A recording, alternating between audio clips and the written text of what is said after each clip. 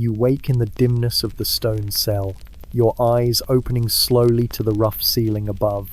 The chill of the air clings to your skin, and your hand rests on the straw mattress, scratchy and uneven, scattered with husks that poke at your palm. The stone walls, thick and unmoving, breathe cold into the room. The mortar smells faintly of dampness, as if it has absorbed centuries of rain and whispered prayers. You hear nothing at first but the soft drip of water somewhere in the corner, echoing with patient rhythm. A thin blanket of wool, coarse against your bare ankles, lies tangled from restless shifting. You inhale slowly, and the breath carries with it the taste of stale smoke from yesterday's hearth, faint and lingering like a memory. Your feet find the flagstones, colder than the air, smoother than the straw, each slab uneven with cracks worn down by steps long gone. You sit a moment with your head bowed, shoulders rounded, feeling the weight of morning that has not yet begun. The air tastes of stone dust and damp straw. You hear a crow outside the wall, its cry stretched and sharp before vanishing into silence. The small slit of a window holds no light yet, only a faint grey glow that seeps reluctantly through the bars. You reach for your robe, rough woven wool, its sleeves sagging and frayed at the edges. It holds the faint scent of smoke, of onions sliced too thin the day before, of damp wool warmed by fire. Pulling it over your shoulders is like sinking into something both heavy and familiar. The rope belt scratches your waist as you knot it clumsily. Your hands are stiff, your knuckles dry from the cold. You rub them together slowly, hearing the faint rasp of skin against skin. You stand and sway a little, your legs remembering the weight of your body. Your sandals wait near the cot, worn leather straps curling back like tired vines. The soles are cracked, the edges frayed, but they take your feet without question. You walk a few steps across the stone, each footstep a dull thud in the stillness. The air does not stir, the silence is thick. You hear your own breath louder than you should. The walls around you are bare but for a wooden peg, where a small cloth hangs. It smells faintly of lye and river water, stiffened with repeated washing. You brush it with your hand, and it swings slightly, the movement almost too loud in the hush. Beside the cot sits a wooden bowl, dry now, streaked faintly with old porridge clinging like hardened paste. You tilt it, listening to the hollow sound it makes on the floor. Your back straightens slowly as you walk toward the door. The iron hinges creak faintly when you touch the wood, worn smooth where countless palms have pressed. Beyond, waits the long corridor that smells of dust, candle smoke, and the faint sour trace of spilled broth. You pause before opening, listening to the distant hush that lies beyond. You stand in the cold cell a moment longer. The air presses gently against your skin. The silence fills your ears.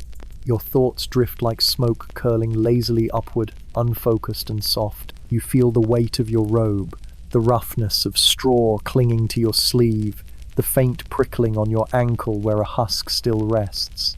There is no urgency, no haste, only the stillness of stone and the patient rhythm of a life measured by bells and silence. You breathe in, you breathe out, and the walls hold your breath as if they have been waiting for centuries to do so. You step into the corridor, your bare feet shifting inside cracked leather sandals, and the sound echoes faintly down the long stone passage. The air is cool here, holding a dampness that rises from the earth and settles into every joint of the monastery walls. Your fingers brush the rough plaster as you move forward, the texture crumbling slightly beneath your touch. It feels like dust, yet older than dust, as though the wall has been touched by countless hands before yours, each leaving behind something invisible. The distant bell begins to toll. Its iron tongue strikes against the hollow body, and the sound unfurls slowly into the morning. It is not urgent, it is not hurried. It rolls through the hall like a stone pushed gently along a slope, heavy and inevitable. The sound trembles in your chest, settles in your ribs, and lingers even after the echo fades. You walk with measured steps, each one cushioned by silence except when the stone floor catches your heel and sends a faint scrape forward. The corridor bends slightly, and a small door creaks open ahead. A brother, shoulders wrapped in wool, slips out and walks before you without a glance. His feet shuffle, his breath shallow. You follow quietly, the rhythm of sandals dragging against stone merging with your own. The door at the end of the passage is heavier, iron-banded, thick oak that smells of old smoke and beeswax rubbed in with tired rags. You press against it with your shoulder, and the weight yields slowly, as if reluctant to open. The moment it does, a stream of cold air greets you, sliding over your robe and tugging at your sleeves. You step into the cloister walk, open to the central courtyard. The courtyard is pale in the faint grey before dawn. The grass glistens with dew, and puddles cling stubbornly to the corners where stones have sunk. Water drips from the eaves in long, slow beads that splash into barrels below. The air carries the scent of wet earth, moss, and a hint of smoke from last night's fire. You hear the shuffle of feet around you as others gather, heads bowed, shoulders curved. No words are spoken. No greetings are given. The bell continues its patient rhythm, each note spilling over the cloister arches, mixing with the sound of sandals on stone.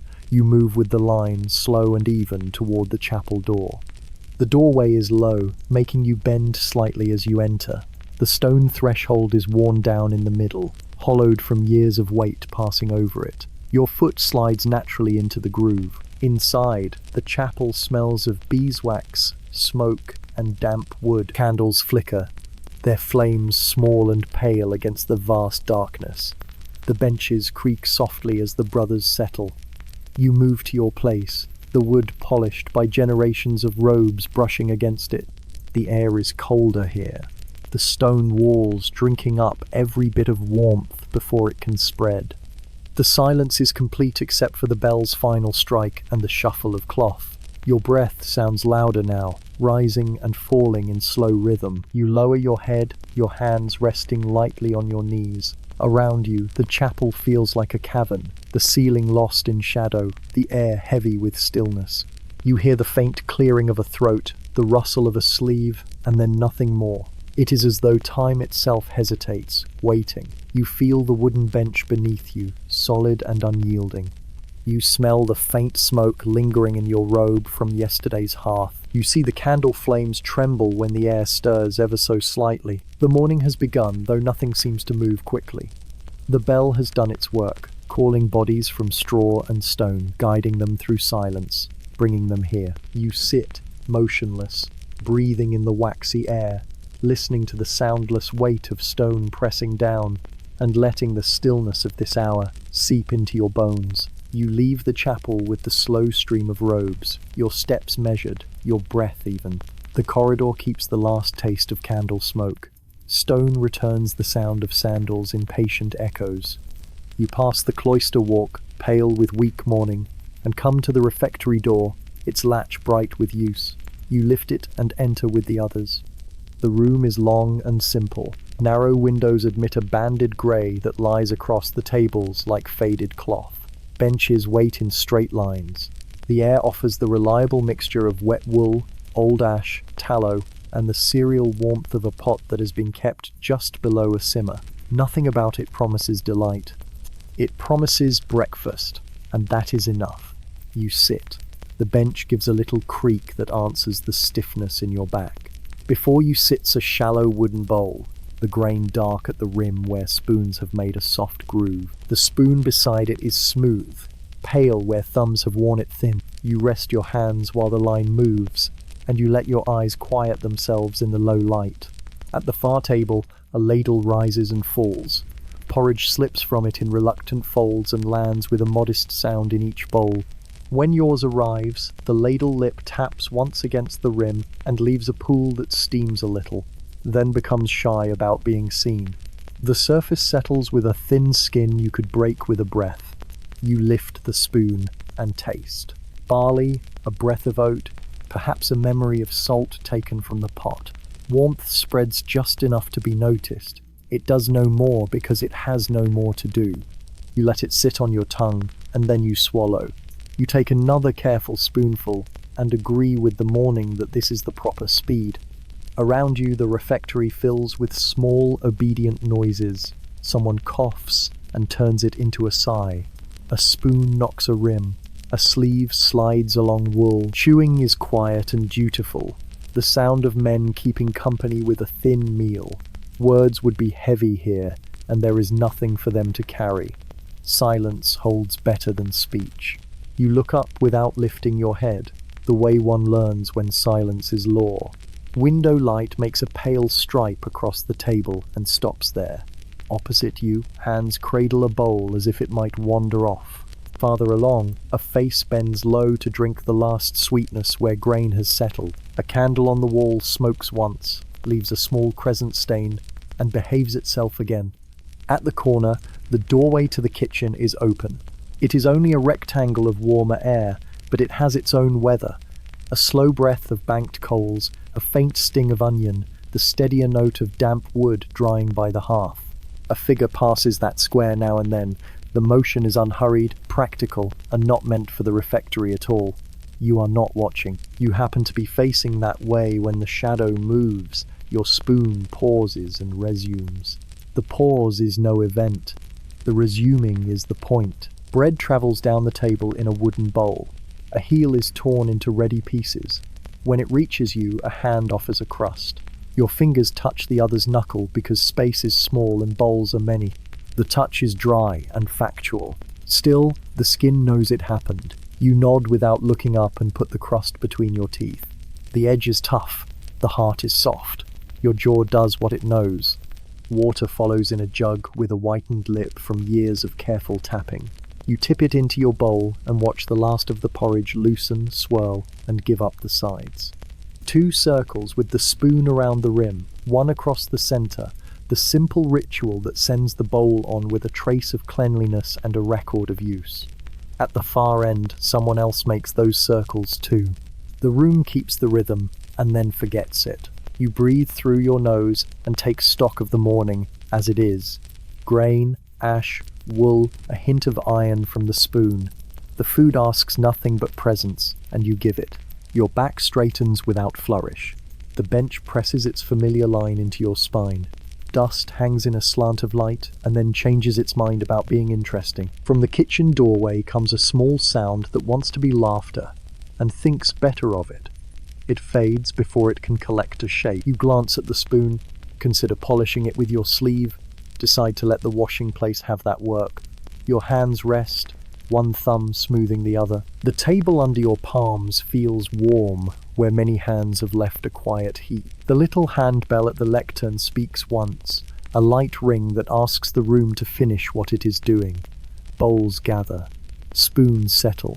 Benches scrape the floor with polite complaint as bodies rise. You stand with the rest and feel your knees tell you the news you already know. You set your bowl on another and pass the small stack along. The jug makes a final arc and is carried away. In the narrow line for the door, a sleeve brushes your sleeve. The contact is wool upon wool, no more, no less. You let it be and do not name it. At the threshold, you glance toward the kitchen as anyone glances at a hearth. Heat lives there, and it has a way of finding faces.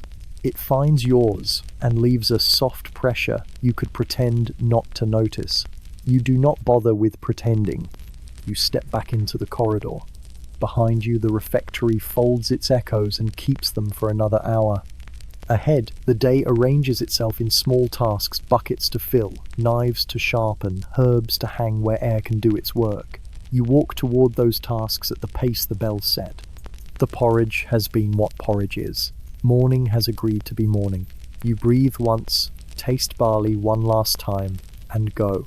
You push the kitchen door with your shoulder, because your hands prefer pretending they are warm.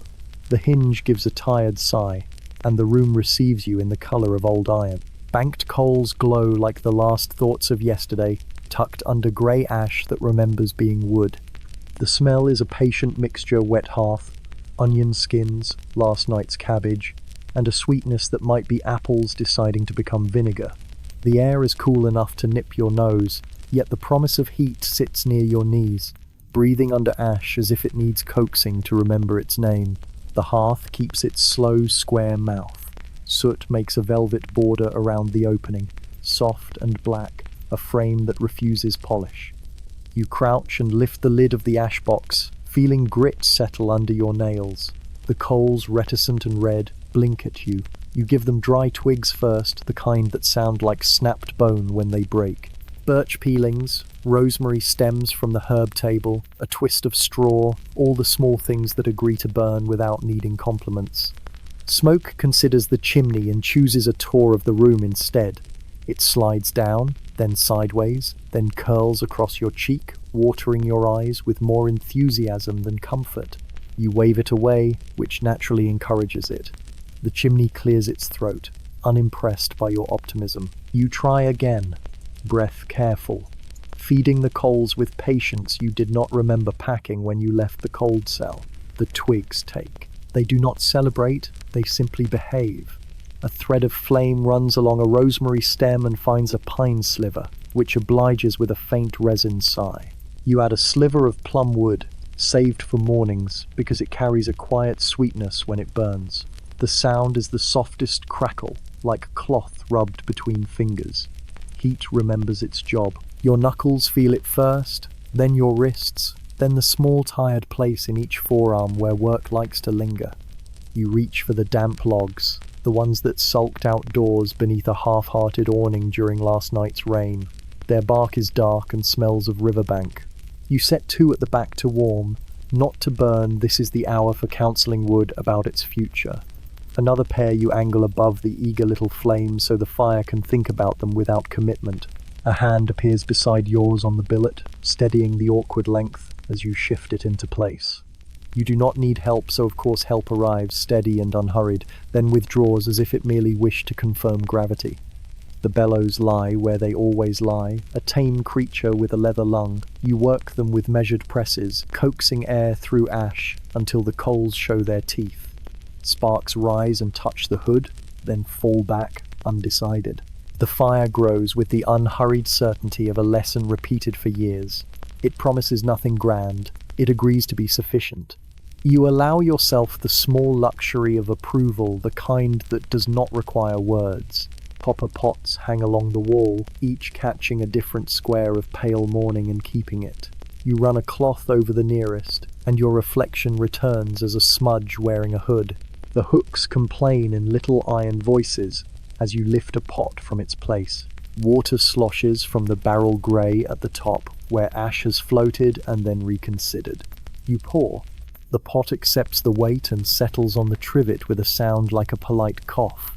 Caraway seeds wait in a clay bowl, their thrift of fragrance sharp enough to wake a stew when the moment comes. A braid of onions hangs by the door.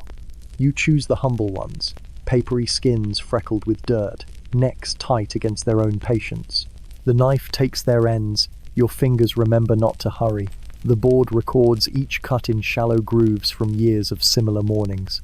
The first onion encourages your eyes to complain, but the smoke has already claimed that stage. You blink and continue, letting tears be a simple kind of salt. From the yard, a gust arrives, shouldering the door inward, bringing the smell of wet straw and the faint animal tang of wool cloaks drying on pegs. The flame leans, considers a new direction, and then returns to its duty. You place a log carefully, then another, leaving the small tunnel that every hearth nurse knows. The fire appreciates not being smothered. You appreciate being appreciated by something as honest as flame.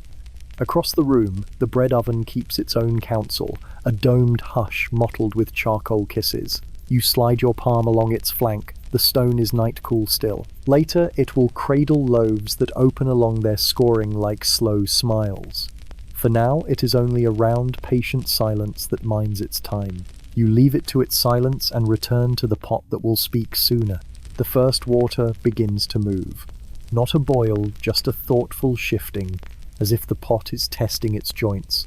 You sweep the onion into it, add a pinch of salt sturdy as river gravel, and a whisper of caraway that seems to ring a tiny bell only the broth can hear.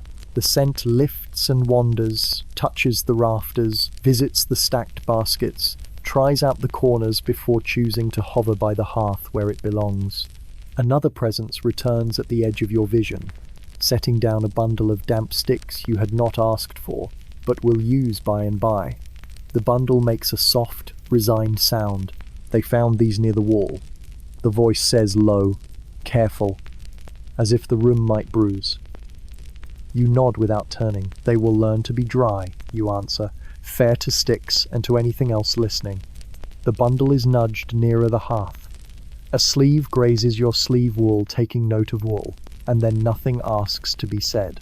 You check the ash bed with the poker, opening small paths so the coals can breathe. They glow brighter, pleased to be noticed. A thin curl of flame reaches for your cuff and then loses interest. On the shelf, a crock of rendered fat waits, pale and solid, a winter truth in a clay skin. You lift a wooden spoon, scoop a modest thumb's worth, and let it glide into the pot. It melts with a sigh that might be gratitude. The scent deepens, round and steady, as if morning suddenly remembered a story it meant to tell. Through the hatch to the refectory, a draught pulls, then retreats, leaving the kitchen to itself.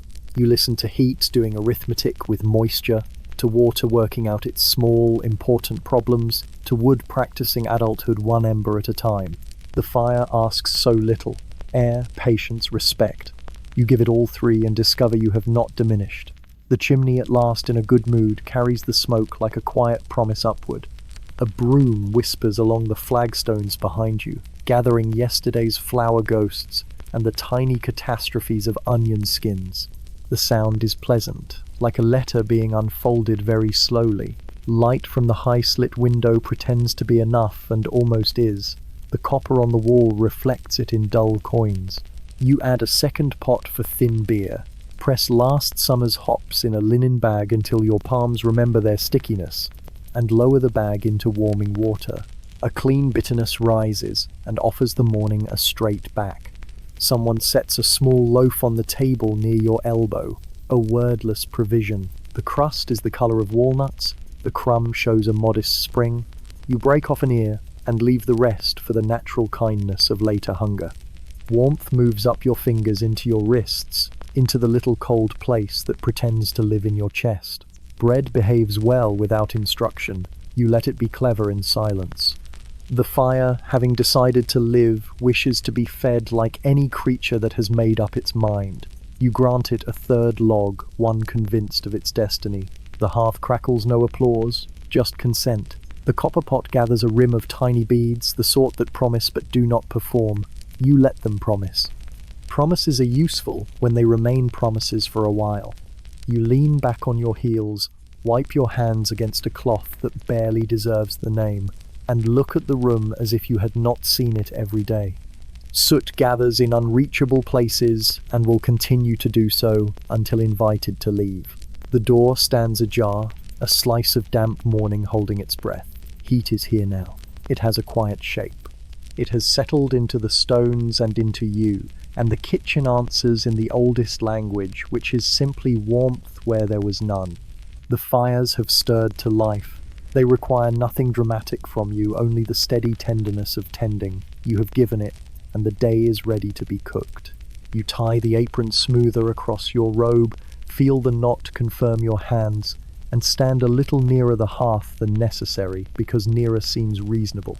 Things begin, as they usually do, with flame remembering it is flame. The kitchen grows brighter by inches, not from the sky, but from the slow yielding of the fire. Shadows crawl backward along the wall, retreating from the orange weight of the flames. Along the beams overhead, pots hang in orderly lines, their copper bellies dulled from use, yet showing stubborn circles of polish where rags have argued with soot. You glance at them in turn, a row of silent witnesses to endless stews and breads, each carrying a faint patina of yesterday. The hooks creak faintly when stirred by the draught, and each pot gives a soft, metallic answer. They hang from black iron brackets hammered into beams, so dark with smoke they appear almost carved from shadow. Each pot bears its own personality. One is squat and dented, its side bowed in as if it lost an argument with a careless ladle. Another is tall and thin-necked, proud to be the one chosen for brewing broth that requires patience. A shallow pan, with edges rolled like a curled lip, hangs lower than the rest, ready for quick fryings when oil and onions conspire. You let your hand travel along the row, your fingers grazing the cold rims, The sensation is faintly greasy despite polish, because copper remembers oil even when water forgets. Your reflection wobbles across one of them, distorted, a pale oval wearing a hood. The reflection sways when you move, as though mocking your posture. You smile without smiling, a habit of kitchens where too much expression might smoke the air. The smell of damp logs lessens now, replaced by a more confident heat. Resin loosens from pine, carrying its sharp sweetness up the chimney. The coals shift with small sighs, embers blinking awake, while the kettle nearest the fire begins to chatter. Steam pushes insistently at the lid, but it will wait until someone listens. The room hums with the unremarkable sounds of pots agreeing to work, lids rattling faintly, water shifting against iron, the occasional tick of cooling soot flaking from stone. On the table near the hearth, knives lie in a row, their blades recently rubbed with sand. They gleam with soft reluctance, more practical than proud. Beside them rests a whetstone, damp from its last use, smelling faintly of riverbed. Baskets lean against the wall beneath, filled with yesterday's roots, carrots, parsnips, turnips still clinging to small clots of soil. They wait patiently, knowing they will be peeled, sliced, and softened into something that tastes of patience itself. You pull a stool closer to the table, its legs wobbling slightly where the floor has learned the shape of its weight. The seat is polished from years of robes sliding across it. From here, the copper row above looks like an honor guard, silent and burnished, keeping the dignity of routine. You pick up a rag and rub one of the smaller pots with the easy repetition of someone not trying to improve it, only to remind it that someone cares. The surface clears enough to catch a little glow from the fire, a dull coin brightening at the edge. A voice murmurs behind you, soft enough to be mistaken for thought. It says nothing remarkable, only the inventory of wood and water, but it lingers at your shoulder before drifting away. You nod though the voice is already gone. The copper carries the echo in faint vibrations, as though it too had heard. From the rafters dangle bundles of herbs drying slowly, their stems wrapped in twine. Sage leaves curl into themselves. Thyme crumbles if looked at too sternly. Rosemary needles cling with their stubborn pine scent. They add their own decoration to the kitchen, more honest than banners. The air around them is always slightly seasoned, as if the walls themselves had been steeped. You take a step back from the row of pots and let the view settle into your eyes. The soot, the copper, the wood, the bundles, the fire, each an ordinary piece, each behaving as expected. Yet together they make a sort of silent theatre, one where no audience ever applauds. The play is endless and needs no script. The broom waits propped against the door. The ladles hang in their niche like monks in procession, each one hollowed from wood, worn smooth by the grip of countless hands. Their edges are dark from broth, light from washing, a permanent twilight carved into the grain. You run your hand once more along the rim of the nearest pot, now faintly warm to the touch from the fire's nearness.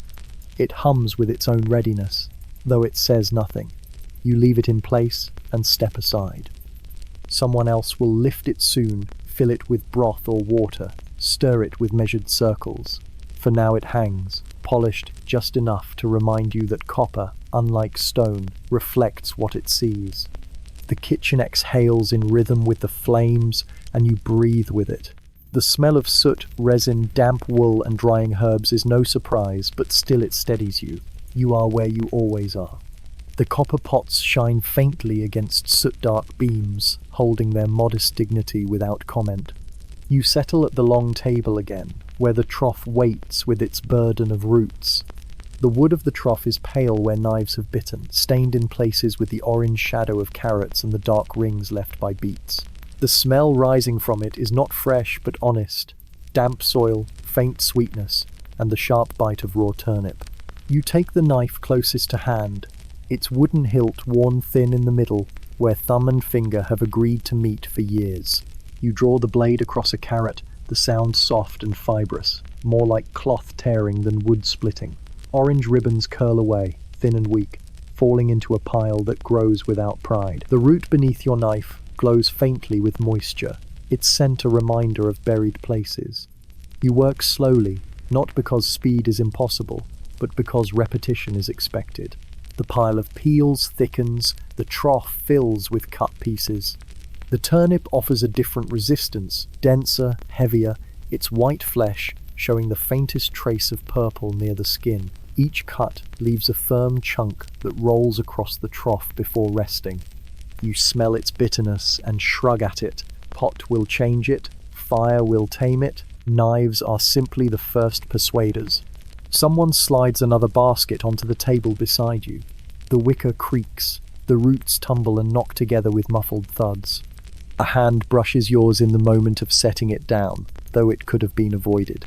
It remains long enough to be noticed, not long enough to be remarked upon.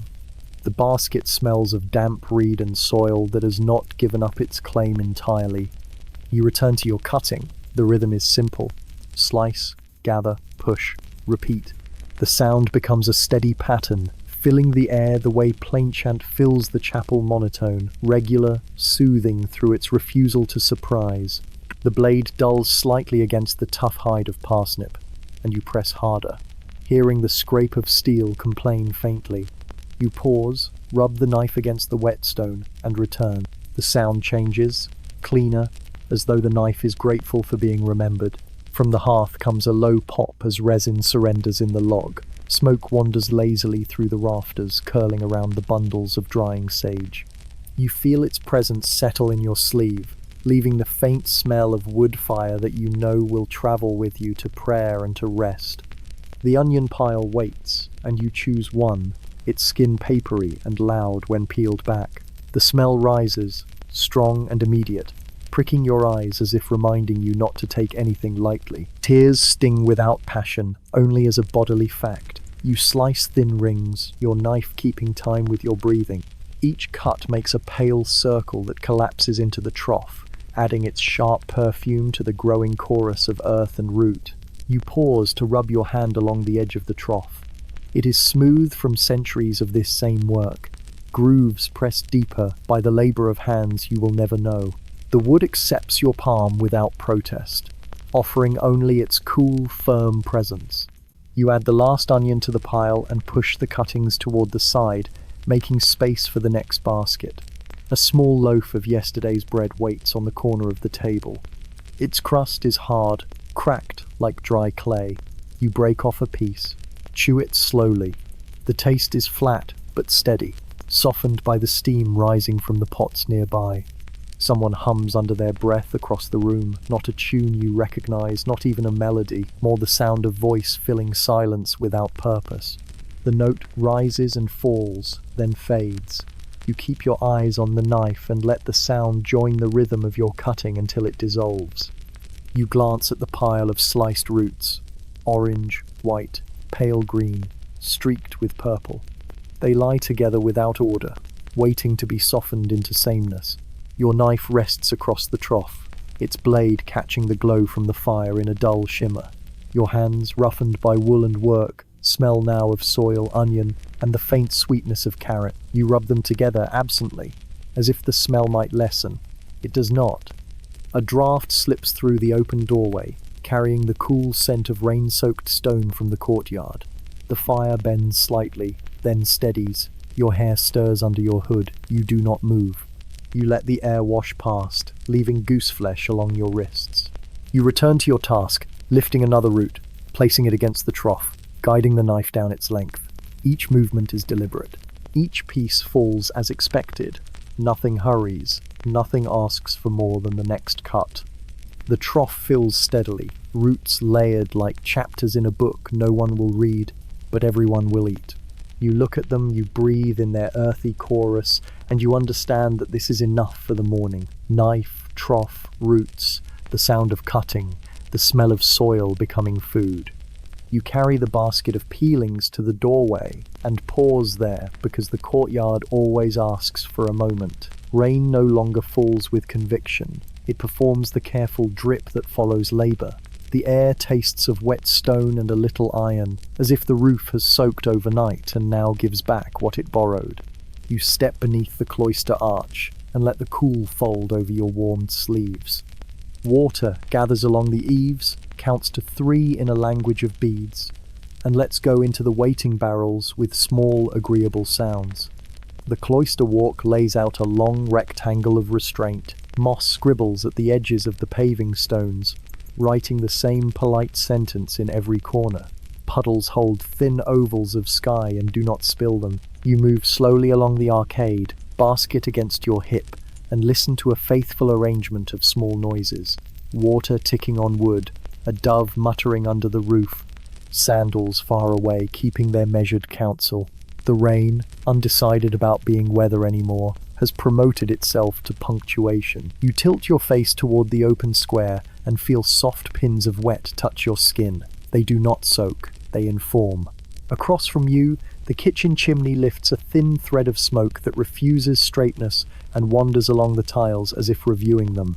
You know that smoke onion, fat, a hint of last summer's hops, so even from here it arrives like a familiar voice carried thinly through rooms. You breathe it in and let it sit politely behind your ribs. At the first barrel, the rim is slick with algae, a thoughtful green that does not apologize. Water rounds itself at the lip, hesitates, and drops with a note that lands in your bones as much as in the barrel. You tip the peelings into the compost trench beside it, and turn the heap with the old fork, its tines bent like teeth remembering different directions. Steam rises where the heat of rot keeps its own season. The smell is assertive. The rain, a sensible creature, stands a little farther off, and minding its rain business. You lean against a column. The stone is cold, which is its personality. Tiny ferns cling in the seams. A snail writes a spiral opinion near the base, taking all the time in the world because it has declined to own a bell. From here you can see the refectory door, half closed, the kitchen hatch, half open, and the herb beds where sage and rue pretend that string has made them orderly. Rain beads on their leaves and then reluctantly jumps, as if nudged by a shy finger. A hooded figure crosses the square with a pail, walking at the pace appointed for pails and mornings and rain. The sandal finds the shallowest part of a puddle and accepts the small consequence. The pail gives a modest slosh, corrects itself, and continues. You watch without intending to, which is the best way to watch. At the far barrel, water is tipped in. The figure stands very still for an unnecessary heartbeat, and then returns along the same line of stone. When the steps pass your arch, a sleeve lingers near yours, wool nearly, almost, brushing wool, then continues as though the air had made its own choice. The roof drips perform variations. From the north side you get a steady metronome, from the east a polite stutter, from the corner where a proud tile believes it is slightly different from its neighbours, you get a hesitant triplet that refuses to resolve. It is a concert for patient ears. You listen because listening is easier than not. The archers keep time by doing nothing at all. Near the well, a bench holds a coil of rope, damp and obedient. You sit and let the damp consider your robe until it becomes bored. The courtyard offers a breath of crushed mint from somewhere it was not instructed to grow.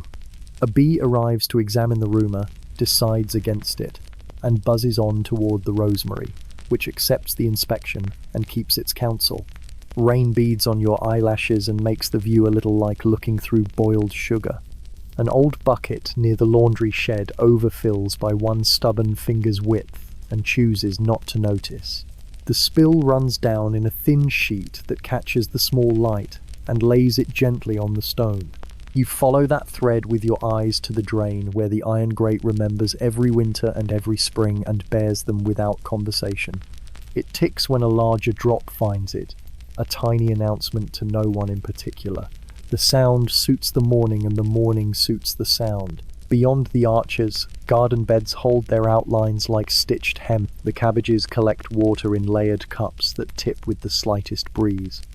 A blackbird tests the softened soil, tugging at something that resists with admirable manners. The bird wins, as birds do, and hops away with its prize, leaving the earth to rearrange its face. The rain approves by doing nothing differently. You nod in quiet agreement with that decision. You push your hood back and let your hair drink the air, which is the closest thing to a luxury the courtyard allows. The rain thins again, becoming the mere idea of rain. Inside somewhere, The bell offers a single conversational note, not a call, only proof that the bell has not forgotten itself. The sound wanders across the arches, taps each column, and fades into the herb bed as if it might take root. You let it settle politely and disturb nothing. A water trail runs down the column where you lean. It draws a thin map over stone, a country of runnels and tiny fjords, a peninsula of grit, an estuary where the drop pauses to admire its choices. Your finger follows a thumb's breadth of it, and then declines to continue, because this map is better when it makes itself. The stone accepts your touch and remains stone, which is a consistency you can respect. Your palm keeps a small print of cold for a few slow breaths. Footsteps return, slow and soft, a little uneven on the wet flags, because the flags prefer that you think about them. You do think about them. When the steps level with your bench, they pause for the same unnecessary heartbeat as before.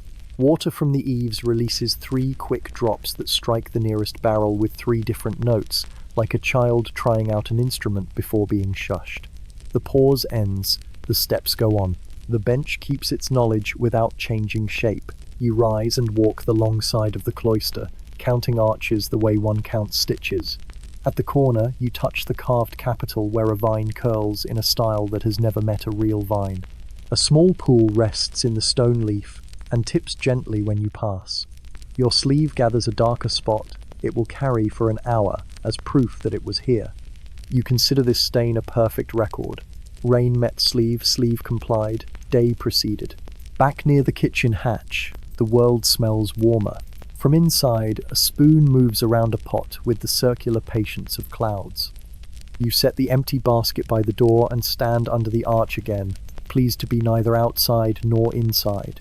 The barrels continue their quiet conversation with the eaves. The gutters settle their minor politics. The courtyard breathes like a careful animal. The rain finishes its remarks and folds itself away. You take one more slow breath. It tastes of rosemary and smoke and the iron tinge of the roof's opinion. Your hands, cooled by the air, still remember the hour of knife and trough. The brushed nearness of a moment ago lingers like warmth near your elbow, but the courtyard is very good at teaching everything to be the same temperature. You agree to be the same temperature too. You step back toward the kitchen door, letting the arch release you. Behind you, the barrels keep on with their patient counting. Ahead, the room waits with its fire behaving itself and its pots considering their day. The cloister returns to being a frame for weather, and you carry the quiet with you because it has attached itself very lightly to your robe. You return to the kitchen where warmth has gathered itself in small pools near the hearth. The door closes behind you with a muffled wooden sigh, leaving the courtyard's dripping patience outside. Here the air thickens with the calm insistence of yeast and flour. On the table sits the linen-draped mound that was only powder and water yesterday, now risen into something breathing slowly under cloth. You place your hand gently on the fabric. The linen is slightly damp where moisture has pushed upward, and beneath it, the dough presses back with a kind of modest pride. You lift the corner and let the pale, swollen surface greet the light. It is smooth in places, bubbled in others, freckles of flour clinging to it like dust on stone. The smell is faintly sour, faintly sweet, familiar as a robe's fold after years of wear. You press a finger lightly into it. The indentation lingers, then sighs back, slow and forgiving. The yeast has done its work, invisible but insistent, turning silence into air. You imagine the bowl as a small lung, rising through the night without song, shaping itself in darkness while rain tapped the roof. Beside it rests a crock of flour, the rim white with spills, the cloth cover tied with rough twine. You scatter a pinch across the board and let the dust float briefly before settling. It smells like nothing and everything. Field, threshing, storage loft, handprint. You pull the dough free, its weight shifting with a faint slurp, strands stretching and breaking. It lands on the board with the sigh of a creature that knows where it belongs. You fold it slow and rhythmic. Each push of the heel of your palm presses air out. Each fold draws it back in. The surface tightens, then relaxes, then tightens again, like breathing in stone time. You find a pace that matches the small hum of the chimney, a pattern of pressure and release that is almost chant without words. The room smells richer now, flour joining smoke and onion. From the rafters above, a crumb of dried thyme drops into the board. It lies there without embarrassment until your hand brushes it aside. The dough absorbs what it will, remembers nothing else. You pause to dust your hands, watching flour powder drift into the firelight like a faded blessing. It settles across your sleeves and turns the wool paler. You do not shake it off. You let it remain as proof. Another figure moves nearby, wordless, carrying a jug of water from the barrel. The jug is set carefully on the bench, a soft clink against wood. The dough stretches under your hands again, and for a breath you feel the air shift at your side, the weight of presence without any declaration. The jug stays, the figure moves away, and only the faint slosh of water remains to mark the moment. You shape the dough into rounds, each one imperfect, each one obedient to gravity. You set them on a floured cloth, the linen sagging into a gentle hammock beneath their weight. They rest, not yet bread, only the idea of it. The oven will finish their lesson later. For now they swell slowly, as if listening to something you cannot hear. The peel leans against the wall, blackened from years of carrying heat. You rest your hand on its handle, smooth from palms, splinters long since taught to behave. It is a tool that remembers thousands of loaves, each one risen under its steady patience. You set it back where it waits. The pot on the hearth shifts into a gentle boil, bubbles lifting at the edges and releasing the smell of onions softened into sweetness. You stir with a wooden spoon, and the circle you draw in the broth mirrors the circle you pressed into the dough with your palms. Both are small repetitions that make the day behave. The loaves under cloth rise again, quietly, slowly, pushing against linen with a modest pride. You fold the corners over them, as though tucking children for sleep. The cloth darkens where it touches, damp with their breath. You sit a moment, hands folded in your lap, and watch the steam rise from pot and dough alike.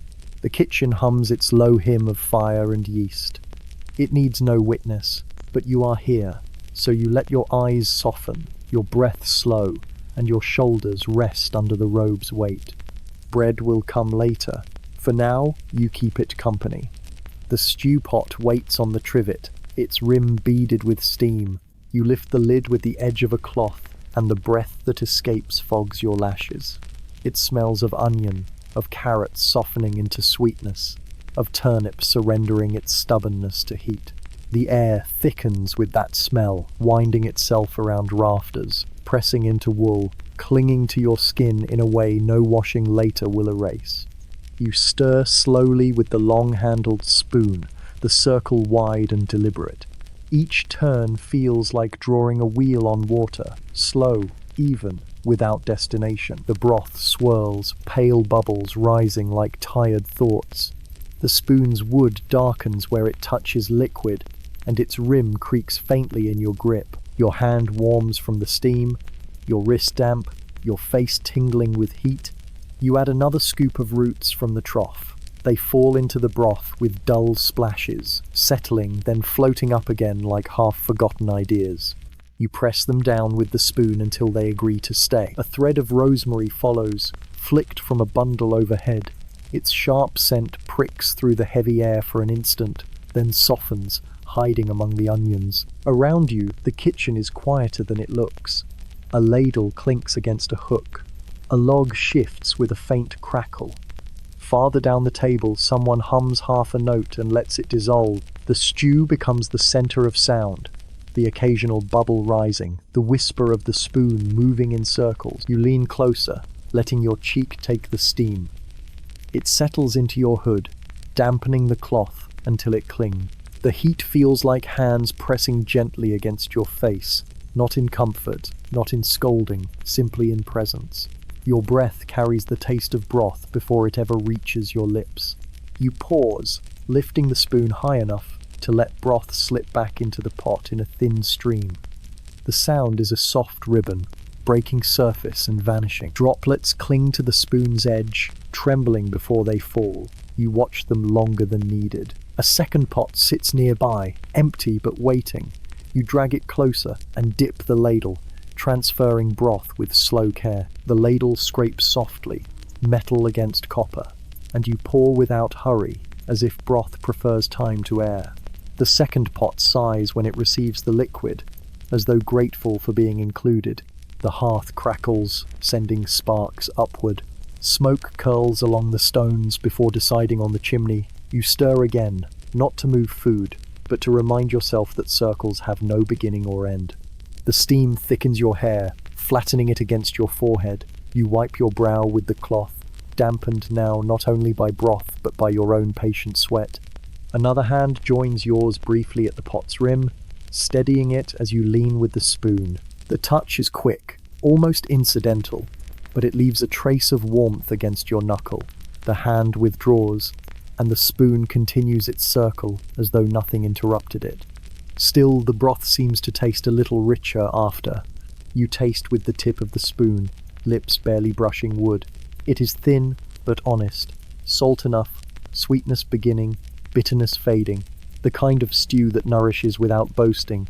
You swallow slowly, letting warmth slip into your chest. You breathe out, and the steam makes your exhale visible, mingling with the pot's own breath. The vegetables soften more with each circle. The broth thickens, gathering their surrender into itself. The smell settles deeper into the room, into the beams, into your robe, into your skin. You imagine carrying it with you to the cell later, to the bench, even to the dream. It will not leave, and you do not ask it to. The stewpot murmurs in agreement, bubble after bubble breaking the surface like small confessions. You stir, you breathe, you watch, you wait. That is all, and it is enough. You stack the cabbage heads in a careful pyramid that knows better than to trust itself. The leaves are cold from the courtyard, their ribs stiff with last night's weather. Tiny beads of water lodge in the crinkles like clear seeds and roll down your sleeve when you lift them. The smell is clean and large raw green.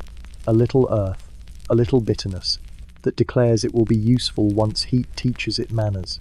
The baskets crowd the table end, wicker shoulders against wicker shoulders, each with its own faint creak when shifted. You wedge a heel of stale bread beneath one so it will stop wobbling, and the basket accepts the correction with a patient hush. Somewhere above, a draught finds a gap and lays a thin finger of coolness across the nape of your neck. The hearth answers with a comforting exhale, as if to remind the draught who has seniority. You tilt a cabbage and begin to peel its tired outer leaves. They sigh away with soft resistance, the sound like cloth unbuttoned by someone trying not to wake a room. The inner leaves show themselves paler, tighter, still folded around their own intentions. You trim the stem, feel the knife notch its memory into the wood, then lay the head on its side and send the blade through with the slow respect due to stubborn vegetables and old bones. The halves fall open and release a clean scent that cuts through onion and smoke like a bell offered to a quiet chapel. Beyond the baskets, where the table turns toward the wall, voices begin the smallest conversation. Not voices, exactly air given shape and then taken back, as if the room were practicing words it does not wish to own. They sift through the cabbages in brief threads, gather at the edge of your hearing, and unspool before they can be named. You do not lean. Leaning is a kind of question, and questions are noisy. You keep the knife where it belongs, your eyes on pale ribs and green veining. More salt, says one of the murmurs, though the phrase arrives as if it had been travelling for days and is perfectly content to arrive late. Less time, says the other, but it is a kind of smile disguised as measure. The wicker flexes once, lightly. A leaf rustles, the precise sound of a thumb learning a margin. You lift another outer layer and let it slip to the floor, where it lands like a soft bird that has remembered it prefers the ground. You scrape the pale shavings into a bowl. They pile loosely, curls within curls, nothing heavy enough to commit to its own weight. The bowl smells faintly of last week's brine, a memory of vinegar and peppercorns that refuses to give up entirely to washing. Your hands grow cold as you work, and your fingertips shine where cabbage water has made small glosses across the skin. The murmurs pause. A breath is set down, then picked up again. The oven, says the first, but very quietly. as if the oven might be embarrassed by attention. After the bell says the second, and you hear the smile again, a shape that lives in the corners of the mouth and thinks no one notices. The baskets do an admirable job of being baskets. They are excellent at blocking lines of sight while pretending not to try. You set a handful of cut ribbons aside, reach for the crock of salt, lift a deliberate pinch, and let it fall like winter across green. The leaves squeak under your hands when you press, yielding a little water, as if reminded of what they carried out of the garden. Your palms smell now of cold brassica and clean brine. You rub your hands on your apron and keep the motion unimportant. The murmurs are not a secret if no one has asked for them. They are only smaller parts of the air. A fly, convinced of its own patience, traces a lazy script around the rim of the bowl and is guided away by the back of your knuckle. It leaves without taking offense. Beyond the wicker, a light laugh is allowed and then closed. A cupboard door eased shut with 2 fingers. Wood ticks in the fire. A spoon touches the side of a pot and makes a small bell out of copper. The kitchen performs its daily plainchant without rehearsal. You shuffle the baskets further along the table, creating a lane of sight that could exist by accident. It shows only elbows and the slope of a shoulder under wool. The elbow pauses near a bundle of dill, reconsidering.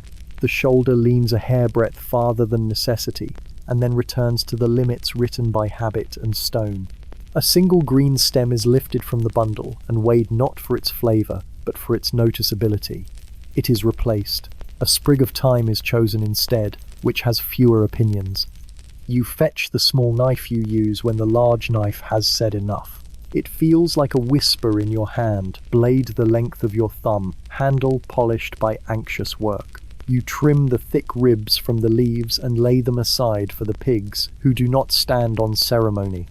The pile of usable greens grows to an argument that can be resolved with heat and time.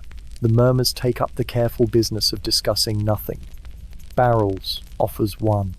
Lids replies the other. They could be arranging the world or arranging a moment. It is not your business. Your business is the cabbage, the knife, the brine, the bowl that remembers other mornings. You salt again, and your knuckles whiten in the press, and the leaves soften with small squeals of surrender. Someone passes behind you and steadies the basket you are no longer pretending to watch. The touch arrives only as a change in the wicker's sound, less complaint, more agreement. The smell that is not exactly rosemary and not exactly wool drifts across your shoulder and then chooses to live elsewhere. A strand of hair at your temple decides to notice the air and rises slightly, then chooses modesty and lies down again. You turn the cut leaves with both hands, lifting and letting them fall so they can settle more compactly. The bowl grows heavy, and you shift its weight closer to your body like a child returned from play. Your hip meets the table edge. The table accepts the news. Your hands, green-fringed now, look like hands that belong to this work, and not to any other. The hearth gives a small cluck of satisfaction when a bubble in the stew finds a way to speak. A scrap of conversation escapes the baskets, thin as a breath through linen. Tonight, it says, which is not a plan so much as a place on a clock that nobody owns. If the bell allows, says the other, a line of humility that is not entirely humble. A leaf slides from your palm, hesitates at the rim, and then chooses the bowl again. You remind yourself that cabbage is not a witness. It is supper. You look toward the high window, where the light has deepened from pewter to dull tin. The change is not dramatic, which is the point. The room adjusts to the day by degrees and expects gratitude to match. You oblige with a breath that tastes of brine and hearth. The baskets wait, cabbage shoulders nearly touching. Excellent listeners. You carry the bowl to the bench by the hearth and set it there so the leaves can warm into their next selves. The heat strokes the rim, draws a little more water from the greens, and returns a scent that softens the line of your mouth without asking. You rinse your hands in the basin, the water grey from many mornings, and wipe them on a cloth that will never be truly clean again and has made peace with that. When you return to the table, the space beyond the baskets is empty. in the way a page is empty after a sentence ends. The dill is missing one small sprig, not a theft, an adjustment. The time shows a neat gap that would escape the attention of anyone who has not made a habit of noticing middles. The wicker has stopped creaking. The air is content with being air. You set another cabbage on the board. Feel its weight argue briefly with your wrist and begin to peel again. The outer leaves depart with polite resignation. The inner leaves promise usefulness. Somewhere to your right, a breath enters and leaves a body without commentary. In the stew, a carrot announces its softness and then declines further speech. The kitchen, pleased with the level of attention it is receiving, continues to be exactly itself. You keep your eyes on the green, your hands in the brine, your ears on the kitchen, the way ears learn to be on kitchens. The murmurs among the cabbage leaves have gone wherever murmurs go when they are finished. Perhaps they join the steam as it climbs. Perhaps they hide between pages of the day when no one bothers to read. You do not look for them. You cut, you salt, you press, you breathe. The bowl grows heavy again, and the room returns to its steady business, having briefly entertained the idea of being more interesting than usual, and then wisely chosen not to be. The spice jars sit along the high shelf, each capped with a wooden stopper worn smooth by many twistings. The row resembles a congregation, silent and expectant, each jar keeping its secrets in plain sight. Clay, glass, wood, whatever vessel was available when it was needed. Dust has settled around their bases like a fine border, unbothered by cloths that pass it by. You reach for the nearest, a clay jar still damp at the rim from morning's humidity. It holds dried marjoram, though it looks like nothing more than brittle fragments of leaf. The smell, once freed, rises sharp and green, cutting through the dull heaviness of boiling root. You pinch a small measure between your fingers and let it fall into the pot. It floats a moment before vanishing, its work hidden but assured. Your hand continues along the shelf, fingers brushing each jar, as if they were prayer beads. Caraway, coriander, dill seeds, a lonely pinch of saffron folded in waxed paper, treasured but rarely touched. Each carries its own history, its own chain of hands that brought it here.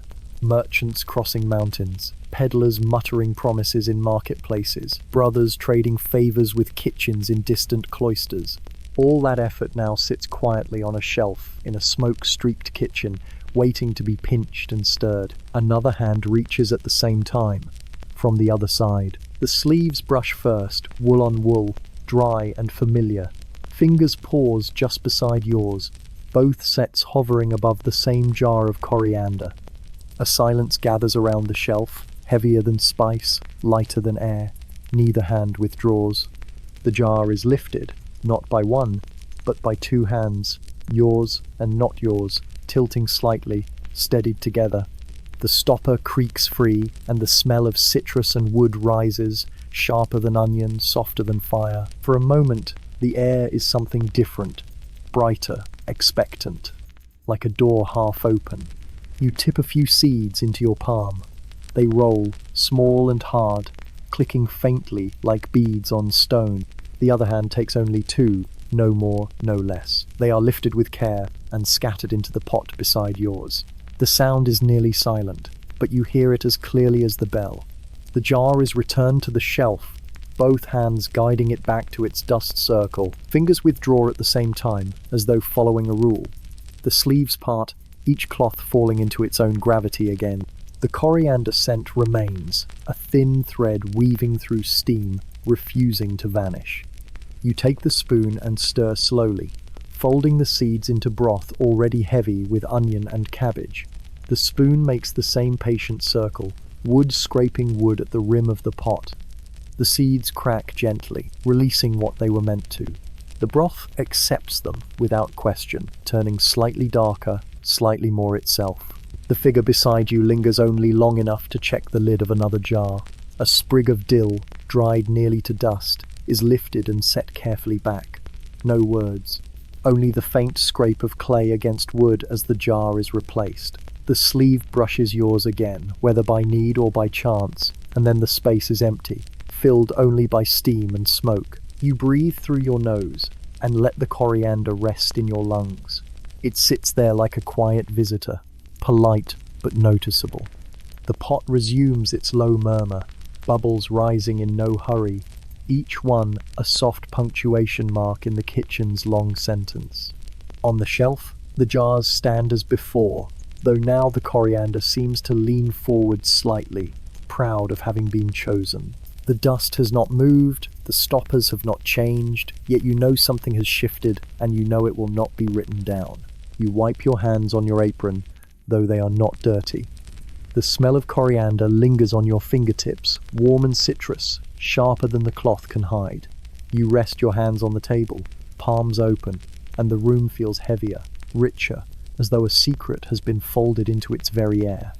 You linger by the hearth longer than the task requires. The oven's open mouth radiates its low breath across your shins, coaxing warmth into your bones. You should move, there are roots to salt, dishes to wash, but your hands rest against the apron's folds and refuse to argue. The air here is heavy with the fat sigh of logs, the sleepy churn of cabbage and carrot in broth, and the faint resin of rosemary. It holds you in place like a chair with no legs. The fire bends toward you when you lean closer, its glow painting the inside of your robe. Sparks travel upward, then vanish, ashamed of their briefness. The oven stones hum with a steadiness that seeps into you if you stand still long enough. It is an invitation with no words, no promises, only heat reminding you it has survived many dawns. Your palms spread toward the blaze, closer than needed. The heat presses back, firm but gentle, warming your knuckles, reddening the skin. You trace small circles above the flame, pretending to test the temperature, though you are not. The warmth pulls inside your sleeves, climbs up your forearms, rests in your shoulders like a cat making itself at home. Behind you, feet shuffle. A basin clinks. The broom sighs over the flagstones. The kitchen is awake in its usual way, but the space here at the hearth feels set apart, claimed by warmth alone. You remain longer, your shadow growing and shrinking against the wall with each breath of the fire. Then it happens, not planned, not spoken. Another robe stops beside yours, just long enough to feel the oven's heat. Wool brushes wool. Two sets of hands rest on the same invisible border between flame and air. Your elbows do not touch, but they listen to each other. The silence thickens, not heavy, not loud, only stretched. The other sleeve lifts slightly as if testing the heat more honestly than you have. The hand stays too near yours for too long, though not long enough to break the rule of accident. The glow paints both wrists the same color. Neither pulls away. A ladle clatters behind you. Someone laughs quietly, not about you, but the sound reminds the room it is not empty. The sleeve beside you withdraws slowly, almost reluctantly, and then finds something useful to do at the table. You are left with the hearth, with its loyal warmth, with your palms still spread, as though they were waiting for more. You close your hands and lower them, folding fingers into fists that soften quickly again. The fire, indifferent, continues its small applause against the logs. You step back half a pace, letting cool air find your face. The warmth clings a while longer before loosening its grip. On the bench nearby, chestnuts crackle in their shells where they've been set to roast. Their smell is nutty, sweet, promising a later moment. You watch the shells split along their scored lines, steam escaping in thin threads. It reminds you that even the hardest things soften when they sit by fire long enough. You move at last, carrying a log to the woodpile, not because the hearth asked for it, but because movement gives your hands something to believe in.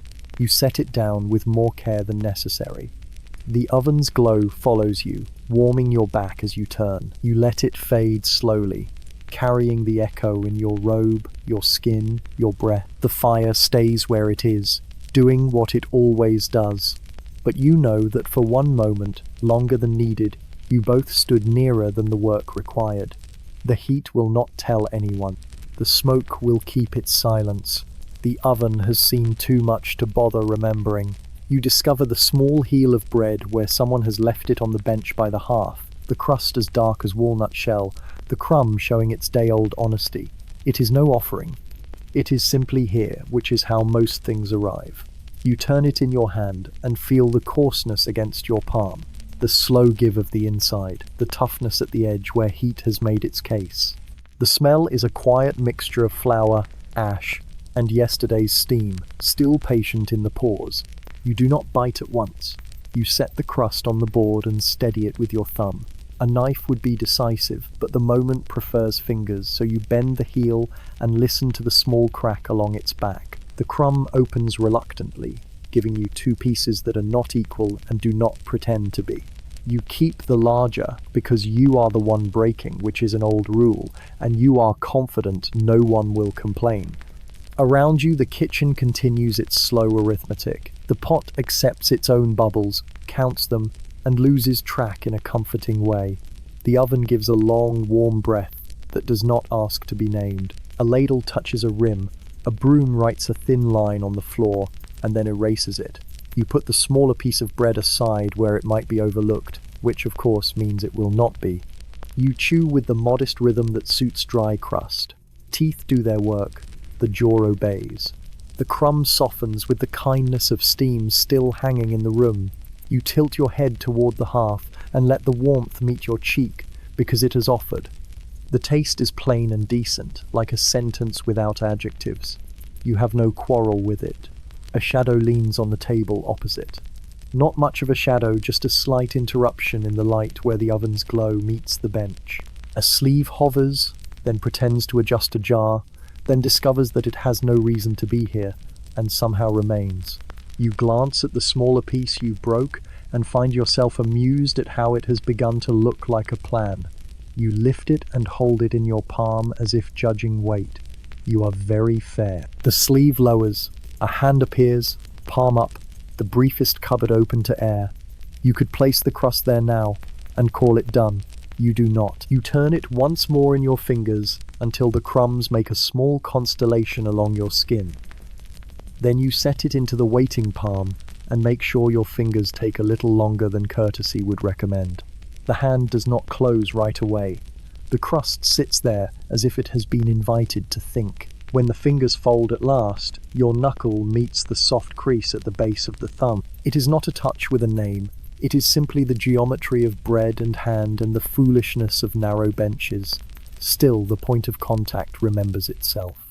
The crust leaves a few crumbs behind as it goes, marking your palm as if you had touched a small map and stolen a village. The other hand moves away. The sleeve straightens. The jar discovers that it truly did need straightening, and the crust vanishes along the line of the bench.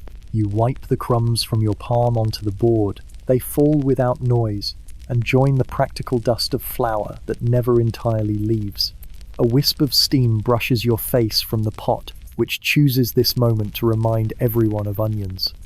You take another bite of your own piece and find it improved somehow, though the bread has not changed since the last mouthful. You break off a smaller corner and offer it to the stew to soften. It accepts gladly, darkening along its edges, taking up broth like a modest sponge. When you lift it out, the bread leans toward falling apart and decides against it. You place it on your tongue and let the flavors assemble themselves with no hurry. Onion settled into sweetness, turnip almost polite, a breath of coriander you are not thinking about. Across the table, the hand that is not yours sets an empty bowl near the trivet, as if bowls have always chosen that particular spot. The crust is no longer visible, which is a fact so ordinary it deserves nothing but agreement. The bowl's rim flashes a dull ring of wear that the fire picks out and then forgets. Your eyes do the same. You pour thin beer from the second pot into a small mug, its clay lip chipped into a map of bays and headland. The steam carries the gentle bitterness of hops, the kind that straightens a back so it can return to bending. You drink and feel the warmth spread across your chest with the manners of a guest who knows not to speak first. On the board, your piece of bread grows smaller. You tear another bite and place it against the stew's breath to take on a little warmth. The bite waits there and becomes easy to chew. You think of nothing helpful and find that restful. A basket at your elbow tips slightly and needs a hand to right it. The hand arrives at the same instant as yours. You lift together, and the wicker stops complaining. Fingers, both sets, remain a heartbeat too near the same handle, then discover other occupations in perfectly opposite directions. The basket sits chastened and grateful, if baskets can be said to have such opinions. You return the mug to the bench, where it leaves a faint ring like a pale moon on oiled wood. The ring will fade when the heat forgets it. Some marks are sensible. You brush the board clear with the side of your hand and collect the crumbs with the back of your knife, letting them fall into your palm. They are small, unambitious, easy to lose. You tip them into the pot, not enough to matter, enough to have happened. Someone in the doorway sneezes and apologizes to no one. The oven offers its steady quiet. The stew, relieved of the weight of rawness, begins to sound content. You take the last portion of your crust, press it once between finger and thumb, and feel the hard edge soften simply because you asked it to. You eat it and decide that bread knows more than it ever says. On the bench across from you, a thumb brushes a lower lip quickly, collecting what might be a crumb or might be nothing at all. A sleeve smooths itself. A small sound that is nearly a laugh manages to be only a breath. The world bravely continues. You rinse your hands in the basin, water cold enough to be admired. The chill tightens your skin. The scent of bread remains anyway, quietly installed among onion, smoke and wool. You dry your hands on a cloth that has given up its youth. Your palms, now clean, remember the warmth of another palm as if it had been a handled mug. The memory finds a shelf and sits there with the spices, behaving. You sweep the board with a rag. The crumbs depart like polite guests who were never certain they were invited. The rag smells faintly of lye and a long campaign against permanent stains. You place it back on its peg, where it pretends to dry. The pot calls for one last turn of the spoon, so you give it. The circle, dependable as ever, erases what it draws. You look at the empty space on the bench where the smaller piece of crust used to be, and you admire it for its emptiness. It has done its job. So have you. You take up the ladle, you take up the bowl, and you take up the day again, all with the same hand. The kitchen accepts your renewed usefulness with its usual grace. The passing of a crust was nothing, which is why it will be remembered. You return to the chopping block, its surface grooved and scarred from years of knives explaining themselves. The board smells of oak and onion, the kind of perfume that never leaves even when scrubbed with lye. You lay down another carrot, its orange skin dulled by soil, and set the knife against it. The blade rises, falls, rises again, each stroke steady, measured, inevitable. The pieces gather in a small pile, modest and quiet, waiting for broth. When you pause to shift the pile into a bowl, your eyes travel without intention across the block to the opposite side. There, another knife works with the same rhythm, though the strokes are slightly slower, slightly more thoughtful, as though the vegetables deserved conversation. You glance quickly and then look back at your own work, but in that blink of time, your eyes have met other eyes. The glance was brief, yet it stays, as stubborn as onion scent on skin. The knife continues its work because knives do not wait for thoughts. You slice a parsnip, pale flesh streaked with faint veins, each cut releasing a bitter tang that fills the air between you and the other side of the board. The sound of chopping overlaps your rhythm, their rhythm two patterns running side by side, blending into one cadence, then slipping apart again. You pretend to study the root, they pretend to study the herb sprigs scattered near their elbow. The block between you carries small evidence. Crumbs of dill cling to a damp corner. A sprig of thyme has rolled to the middle, caught between knives as though it were undecided. Your hand reaches to brush it away at the same moment the other hand does. The sprig is lifted by two fingers, then released quickly, as if guilty of nothing but existing. You clear your throat, though there is no reason. They tap the knife twice against the wood, a rhythm that could mean everything or nothing. The silence afterward grows wider, filled with the sound of knives striking root, root yielding to steel, wood catching the blow. Steam drifts from the pot on the hearth, carrying warmth across the block. It curls upward and hangs between faces, blurring the air. You wipe your brow with the back of your wrist, and in the blur you see eyes again, lifted from the work, holding yours for 1 second too long. You lower your gaze to the block, but the heat of the glance lingers on your cheek like firelight. A cabbage leaf falls from the pile, gliding slowly to the floor. Both of you lean at once. Your fingertips brush against theirs just above the leaf. The contact is dry, fleeting, but unmistakable. You both retrieve your hands as if the leaf had burned you, leaving it to rest where it landed. The moment closes with a knife striking root again, louder this time, as though to seal the air. You place the chopped roots into the waiting bowl, sliding them across with the flat of the knife. The other hand does the same, the bowls filling together, 2 heaps of food side by side. The steam thickens, clouding the edges of sight, making the chopping block feel smaller than it is. You pause once more, knife tip resting in a groove. The grooves are many deep lines from countless mornings, from knives wielded by hands that never noticed who else stood across from them, yet your hand hesitates there, caught in a mark carved by another life. You look up again, just long enough to see their knife also stilled, their eyes lifted, waiting, matching your hesitation. And then, as if in quiet agreement, both knives resume at once, steel against root, root against wood. The sound is steady again, ordinary again, as though nothing at all has happened. But the chopping block knows otherwise, and so do you. You take up the wooden yoke, its curve polished where shoulders have borne it for years. 2 buckets hang from iron hooks, their staves swollen from long acquaintance with water. You lift them and feel the strain travel into your back, a reminder that carrying is slower than filling. The buckets knock against your knees as you walk, sloshing faintly with each uneven stone underfoot. The path from the kitchen to the well is lined with puddles, each holding a small pale sky. You step between them, though the sandals welcome dampness without protest. The courtyard air is cool and smells of wet moss and faint ash drifting from the chimney. A crow complains from the roof beam, then decides silence is easier. At the well you set the buckets down, the iron handles clanging against stone. The rope is coarse against your palms, leaving traces of hemp dust on your skin. You lower the bucket, hearing it creak as the pulley groans in sympathy. The sound of wood and rope together is older than you, and shows no interest in being improved. The bucket touches water with a hollow slap, then sinks. You feel the weight shift suddenly as it fills. You haul it up, the rope pressing hard into your hand, your shoulder tightening with the effort. When the bucket emerges, water spills over its edge and trickles down the outside in thin silver lines. You set it down and repeat, the second bucket following the first with the same tired song. Now full, the buckets swing heavy from the yoke. You settle it across your shoulders, the wood biting a little, and begin the slow walk back. The buckets sway, their surfaces trembling with each step, catching bits of sky and bits of wall, spilling neither.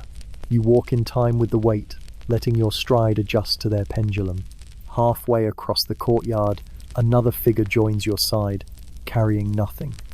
Their pace matches yours without effort. The silence between you is filled with the steady sound of water shifting in wood. You glance sideways without turning your head, and the corner of your vision notes the robe, the sleeve, the quiet company. The stones are uneven here, worn into dips by many feet. Your left bucket strikes lightly against theirs, though they do not carry one. The sound is hollow, wood to wool, no harm done. Still, the echo of that touch hangs in your ears longer than the sound itself. At the cloister walk, you both pause beneath the arch. You rest the yoke on the ground and roll your shoulders, feeling the ache bloom then fade. The other hand reaches out to steady one bucket as it settles, though it needed no help. The hand lingers half a breath too long on the iron handle, then withdraws as if reminded. You lift the yoke again. The buckets slosh their complaint, but you manage them into the kitchen where the fire greets you with its warm breath. You set the water down by the hearth, filling the air with the clean metallic scent of fresh-drawn well. The steam from the pot leans toward it, curious. The other figure sets nothing down, yet stands for a moment as though they had carried the same weight. A sleeve brushes your arm when they pass, not firmly, not carelessly, just enough to be felt through wool. Then they are gone, and you remain with the buckets, the yoke, and the ache in your shoulders, which suddenly feels less heavy than it did. You dip the ladle into one bucket and pour water into the pot. The hiss is soft, almost grateful. You wipe your palms on your robe and look at the yoke resting against the wall. It leans there now, innocent, though it remembers everything you carried together. The kitchen settles into its late morning hum, every task repeating itself with quiet confidence. You hear the broom whisper over stone, the pots whisper over fire, and above it all comes a sound not quite intended for ears, a low hum, steady, almost tuneless. It drifts like smoke from the far side of the room, barely rising above the bubbling of stew. You pause with your knife resting against a parsnip, listening. The tune is not from the hymnal, not from the chant books that echo through the chapel at set hours. It is looser, more private, no words attached, just a line of sound sliding up, then down, then staying somewhere in the middle as though undecided. The kind of tune that keeps a person's hands busy without their mind wandering too far away. The parsnip waits while you listen. The hum wavers near the herb bundles hanging from the rafters. It blends with the crackle of the fire until it becomes uncertain where one ends and the other begins. The voice is low, never sharp, more vibration than note. It swells once, just enough to be noticed, then tucks itself back into the background, as if shy about being overheard. You return to the knife, slicing clean, measured pieces. The hum continues, weaving itself between each stroke, filling the spaces your silence leaves behind. You catch yourself tapping the tip of the blade softly against the board in rhythm with the sound, as though accompanying it without meaning to. The tune shifts slightly, accommodating your rhythm, and you wonder if the coincidence is noticed. You add the pieces to the pot, where they vanish into steam.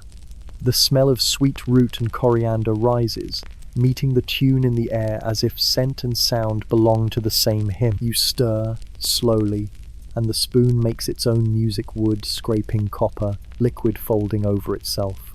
Together, the three threads hum, scrape, bubble, become a chorus without ambition. The hum stops suddenly, as though it had been caught in the act. You glance sideways and see only a shoulder bent toward a bowl, sleeves rolled higher than the rules would allow if anyone were watching.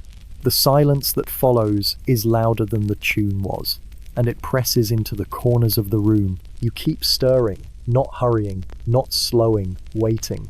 After a moment, the sound returns, softer, broken into smaller pieces now, almost like breathing on purpose. The shoulder shifts, the knife resumes its quiet rhythm, and the tune follows again. It curls around the rafters, invisible and unclaimed. You hum a note yourself, just one, low and nearly buried in the scrape of the spoon. It could be mistaken for clearing your throat, or for nothing at all. Still, the other hum adjusts slightly, meeting yours in the middle for a heartbeat before wandering away again. It is not harmony, not melody, just two sounds that happen to live in the same kitchen at the same time. The parsnip slices thin, the broth thickens, the hum ebbs and flows. You let it wash over you like the warmth of the fire, neither invited nor unwelcome, simply present. When it stops again, replaced by the clink of a bowl against the table, you miss it more than you expected. But the kitchen remembers, and so do you. You place your knife down, wipe your hands on your apron, and stand still for a moment. The silence stretches, softened by steam. Somewhere across the block, a hand adjusts a bundle of herbs, fingers brushing thyme leaves that rain down in small green flecks. One lands near your wrist, fragrant, sharp. You pick it up, roll it between your fingers, and let it fall into the pot, where it disappears with a hiss. The hum does not return, but the air keeps its echo. You stir again, keeping the circle steady, your breath falling into the same rhythm the tune once held. You know it will come back, in time. For now, the kitchen keeps its peace, filled with heat, scent, and the faint ghost of a song that pretends it was never sung. You stand on the low stool, the wood wobbling faintly beneath your sandals. Above you, the rafters spread their dark beams, blackened from years of smoke, their surfaces rough where the fire's breath has licked but never consumed. Strung across them are bundles of herbs tied in twine, their shadows hanging long and uneven against the ceiling. They sway a little when the draft moves through the high-slit window, as if bowing to some invisible rhythm. You reach up, sleeves slipping back toward your elbows. The air near the rafters is warmer, seasoned with dry leaf and soot. Your fingertips graze the dangling stalks of sage, first grey-green leaves curled in on themselves, brittle now, releasing a soft dust that sticks to your skin. The smell rises immediately, sharp and earthy, pricking your nose like a memory of open hillsides. You untie a small bundle and cradle it against your palm. The twine has left ridges in the stems, grooves pressed so deeply they will never forget. You carry it down carefully, the stool groaning as you step off. The bundle feels light, but the scent is heavy, filling the space around your chest. You lay it on the table, brush your hands down your sleeves, and the faint dust clings like a secret you cannot quite remove. The rafters still wait with their hanging crop. You climb again, reaching farther this time. Time crumbles when you touch it, releasing its sharp green tang into the air. You hold your wrist close and breathe it in. The warmth of the air has drawn the oils to the surface, and now it coats your skin with fragrance, as though it wished to be remembered. You lower the bundle, set it beside the sage, and let the dust scatter across the board. Another figure passes below, steadying the stool with one hand without speaking. Their palm rests against the rung longer than necessary, keeping the wood from wobbling even after you have already found your balance. You look down briefly, your wrist half bared by the fallen sleeve, and their eyes lift to it just as yours lower to them. For a heartbeat, the line of sight is unavoidable, and then both of you retreat into the safety of task. You tug a sprig of rosemary from the rafters, its needles stiff and resinous, their smell sharp like pine sharpened by sun. It scratches faintly against your wrist as you draw it down, leaving a line of scent. The hand still steadies the stool. You murmur a quiet thanks that could be meant for the stool itself, and the hand withdraws without answer, leaving the wood to creak under your weight. On the table, the bundles gather a small field laid out in miniature, each herb carrying its memory of summer. The kitchen fills with their competing voices: sage, thyme, rosemary, dill. The stew pot catches their scent as the air drifts and begins to sound more cheerful in its simmer. You crush a sprig between your fingers, and the oils spread into your skin. You rub your thumb across your palm, feeling the faint tackiness, smelling the sharp greenness that lingers there. You tie the bundles again, smaller now, meant for the day's use. The twine scratches your wrist as you pull it tight, leaving small marks on your skin that echo the ridges on the stems. You set the bundles near the hearth where the heat will remind them to release more of themselves into the air. Above, the rafters sway slightly with the draft, empty spaces showing where bundles once hung. The ceiling feels higher now, its beams stretching back into shadow. Dust falls in lazy drifts, lit by a shaft of sun that has finally chosen to appear at the high window. It catches the dust and makes it glow faintly, a soft golden haze against the black beam. You rub your wrists together absently, brushing off the last clinging fragments of sage and thyme. The skin there tingles with scent, sharper than the soap you will use at day's end. You lower your sleeves again, hiding the marks of twine and herb beneath wool. The rafters return to their quiet, hanging shadows once more. The bundles rest on the table, waiting to be crumbled into the stew. The smell in the kitchen is brighter, greener, less heavy with root and smoke. You sit back on the stool and let the fragrance fold around you, as if the air itself had decided to be generous. You sit near the hearth again, spoon in hand, the broth moving in slow circles under your wrist. The motion is small, steady, never hurried. The sound it makes is a faint scrape against copper, as if wood and metal were whispering to each other about patience. Steam rises in soft clouds, carrying onion sweetness, cabbage weight, and the green brightness of thyme you crushed earlier. It curls around your face and dampens your brow, a reminder that kitchens do not need rain to make you wet. You keep your eyes on the surface. The broth rolls lazily, vegetables swaying like monks in procession, turnips bumping against carrots, pale cabbage ribbons drifting past potatoes that dissolve into softness at their edges. The surface breaks now and then with a bubble, each one a polite announcement before vanishing. You follow them with your gaze, not because they matter, but because they give the eye something simple to obey. The spoon's path is the same each time, Circle the rim, brush the middle, lift and lower.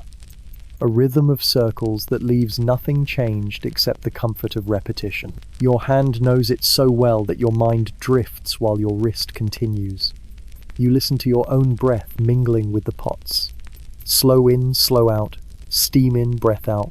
The wood of the spoon is dark from years of broth, polished smooth where countless palms have held it. The handle warms under your grip, carrying the fire's memory into your hand. You feel the heat creeping through your skin, resting in your knuckles, softening the stiffness that morning gave you.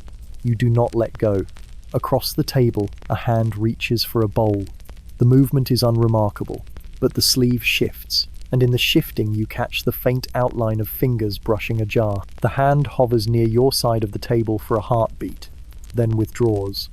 The jar remains untouched. The air feels thicker for a moment, though nothing has changed but you're noticing. The spoon dips into the broth, lifts, and pours the liquid back with a thin stream.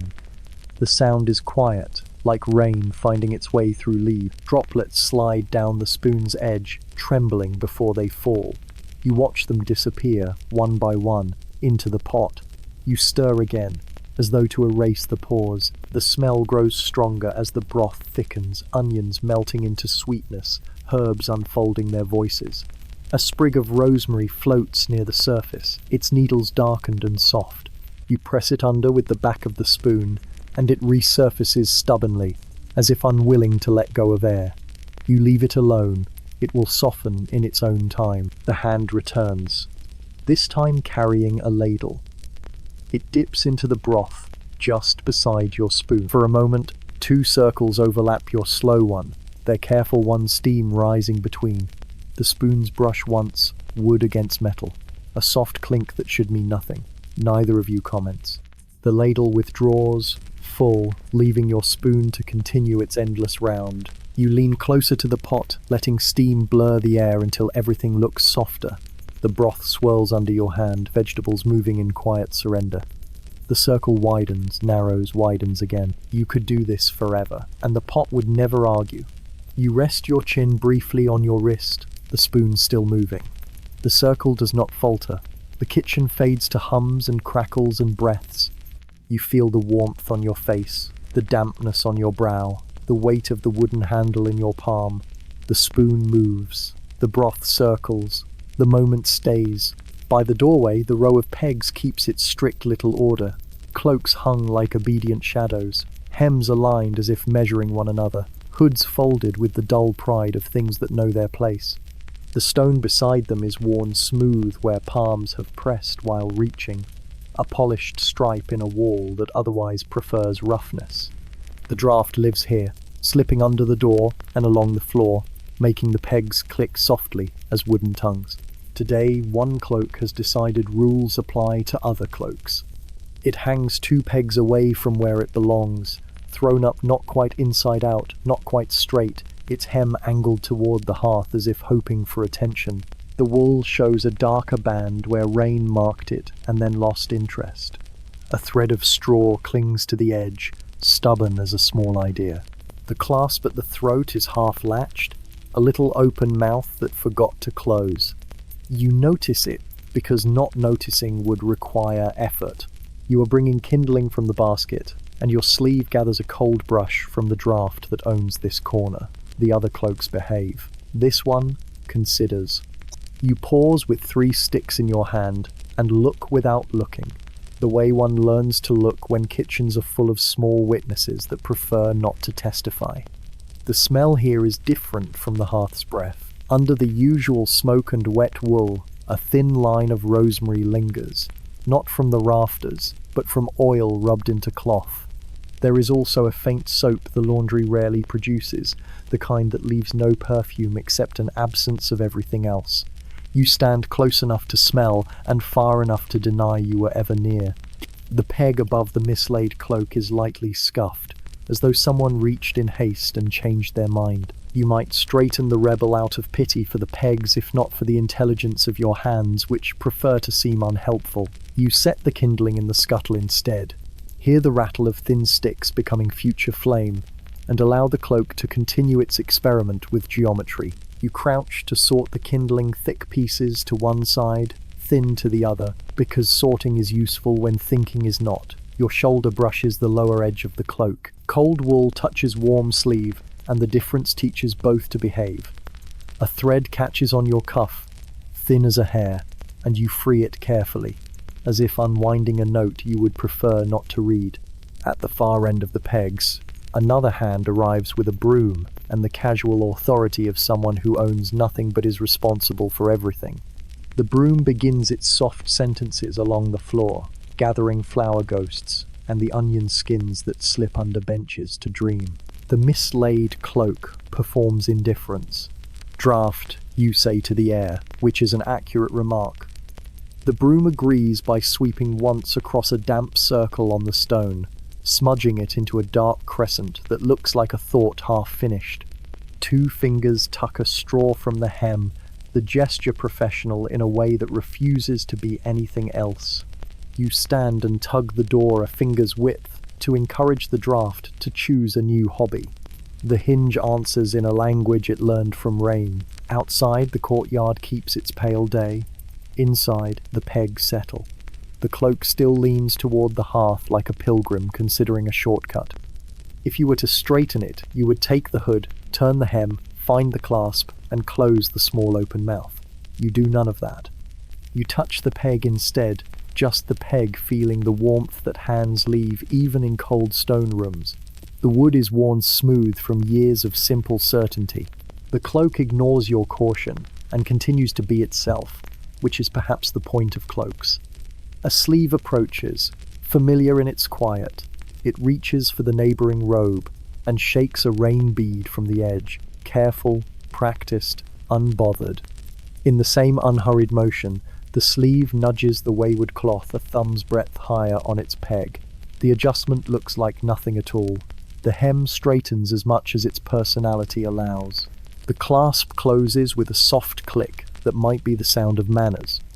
Better, you say, but only to the broom, which has finished speaking with the floor.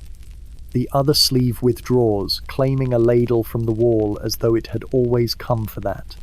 The ladle lifts, the pot accepts it, and the kitchen resumes its study of circles. You add the kindling to the hearth in the little tunnel you always leave so flame can remember it is not alone. Heat responds. As faithful as an old dog, the draft slackens, sated by a crack under the sill you cannot see. The row of cloaks returns to orderly shadow.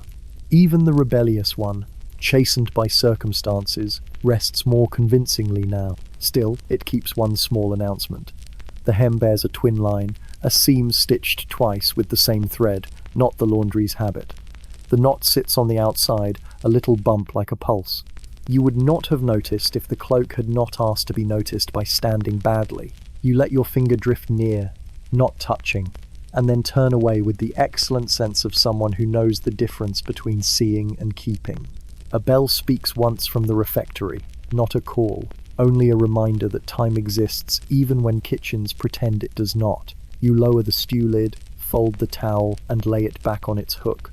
On your way past the doorway, you do not look again at the pegs, which is of course why you know exactly how they stand. The draft has chosen elsewhere. The cloak presents itself as if it had always been exemplary. You allow it the courtesy of being believed. You return to the hearth and the honest company of heat. The kindling settles into ember, the spoon resumes its rounds, and the kitchen resumes you. At your back, wool hangs, dries, forget. At your hands, broth thickens, remembers. Between those two, a door keeps its mind on hinges, and you keep yours on the work that proves you were here. On the hearth's side table, a small pan waits, blackened along its rim, its bottom scarred from years of fire. Inside it lies a shallow heap of chestnuts, their shells marked with neat little cuts made earlier with a paring knife. The cuts are crooked but serviceable, enough to let the steam escape when heat persuades the nuts to open. They rest there, like patient stones, dull brown, faintly glossy, where the knife has revealed paler flesh beneath. You shift them into the embers with the flat of a shovel, their shells clicking softly against one another. The fire accepts them with a low sigh, and almost at once, the smell begins. It is sweet, warm, earthy, different from bread, different from stew, yet belonging to the same family of comfort. The air thickens with it, climbing into your nose, settling against the roof of your mouth before you have even tasted. The chestnuts crackle faintly as the shells begin to split along their scored lines. You lean closer, resting elbows on knees, and watch steam curl upward, thin and white against the dark of the chimney. The shells blister and blacken at their edges, some peeling back like lips opening to speak. The sound is quiet but insistent, a language of small, sharp pops. You reach with tongs and stir them, turning the nuts so they cook evenly. The iron grips their hot shells, each one giving a tiny hiss as it shifts position. You drop them back into the embers, and they land with a muffled clatter. The smell grows rich and nutty, almost sweet, with a faint edge of smoke. A hand sets a wooden bowl beside you on the bench, its surface rough with long use. You glance, but do not speak. The hand rests there for a moment, long enough for you to notice the damp heat it leaves on the wood, then withdraws. You prod the chestnuts again, feeling the fire's warmth sting your face. When they are ready, you scoop them out, tumbling them into the bowl. Their shells are split and curling back, the pale nut meat peeking through. They hiss faintly as they cool, releasing small wisps of steam-like sighs. You hold one in your palm, turning it carefully before peeling away the brittle shell. The skin clings, dark and papery, but comes free with patience. Inside, the nut is soft, golden, warm enough to sting your fingertips. You break it in half and place one piece into your mouth. It tastes of fire and wood and sweetness hidden in the earth. The warmth spreads across your tongue, and you chew slowly, letting it dissolve into softness. The second half waits in your palm. You glance toward the bench and see another hand resting there, as if by chance.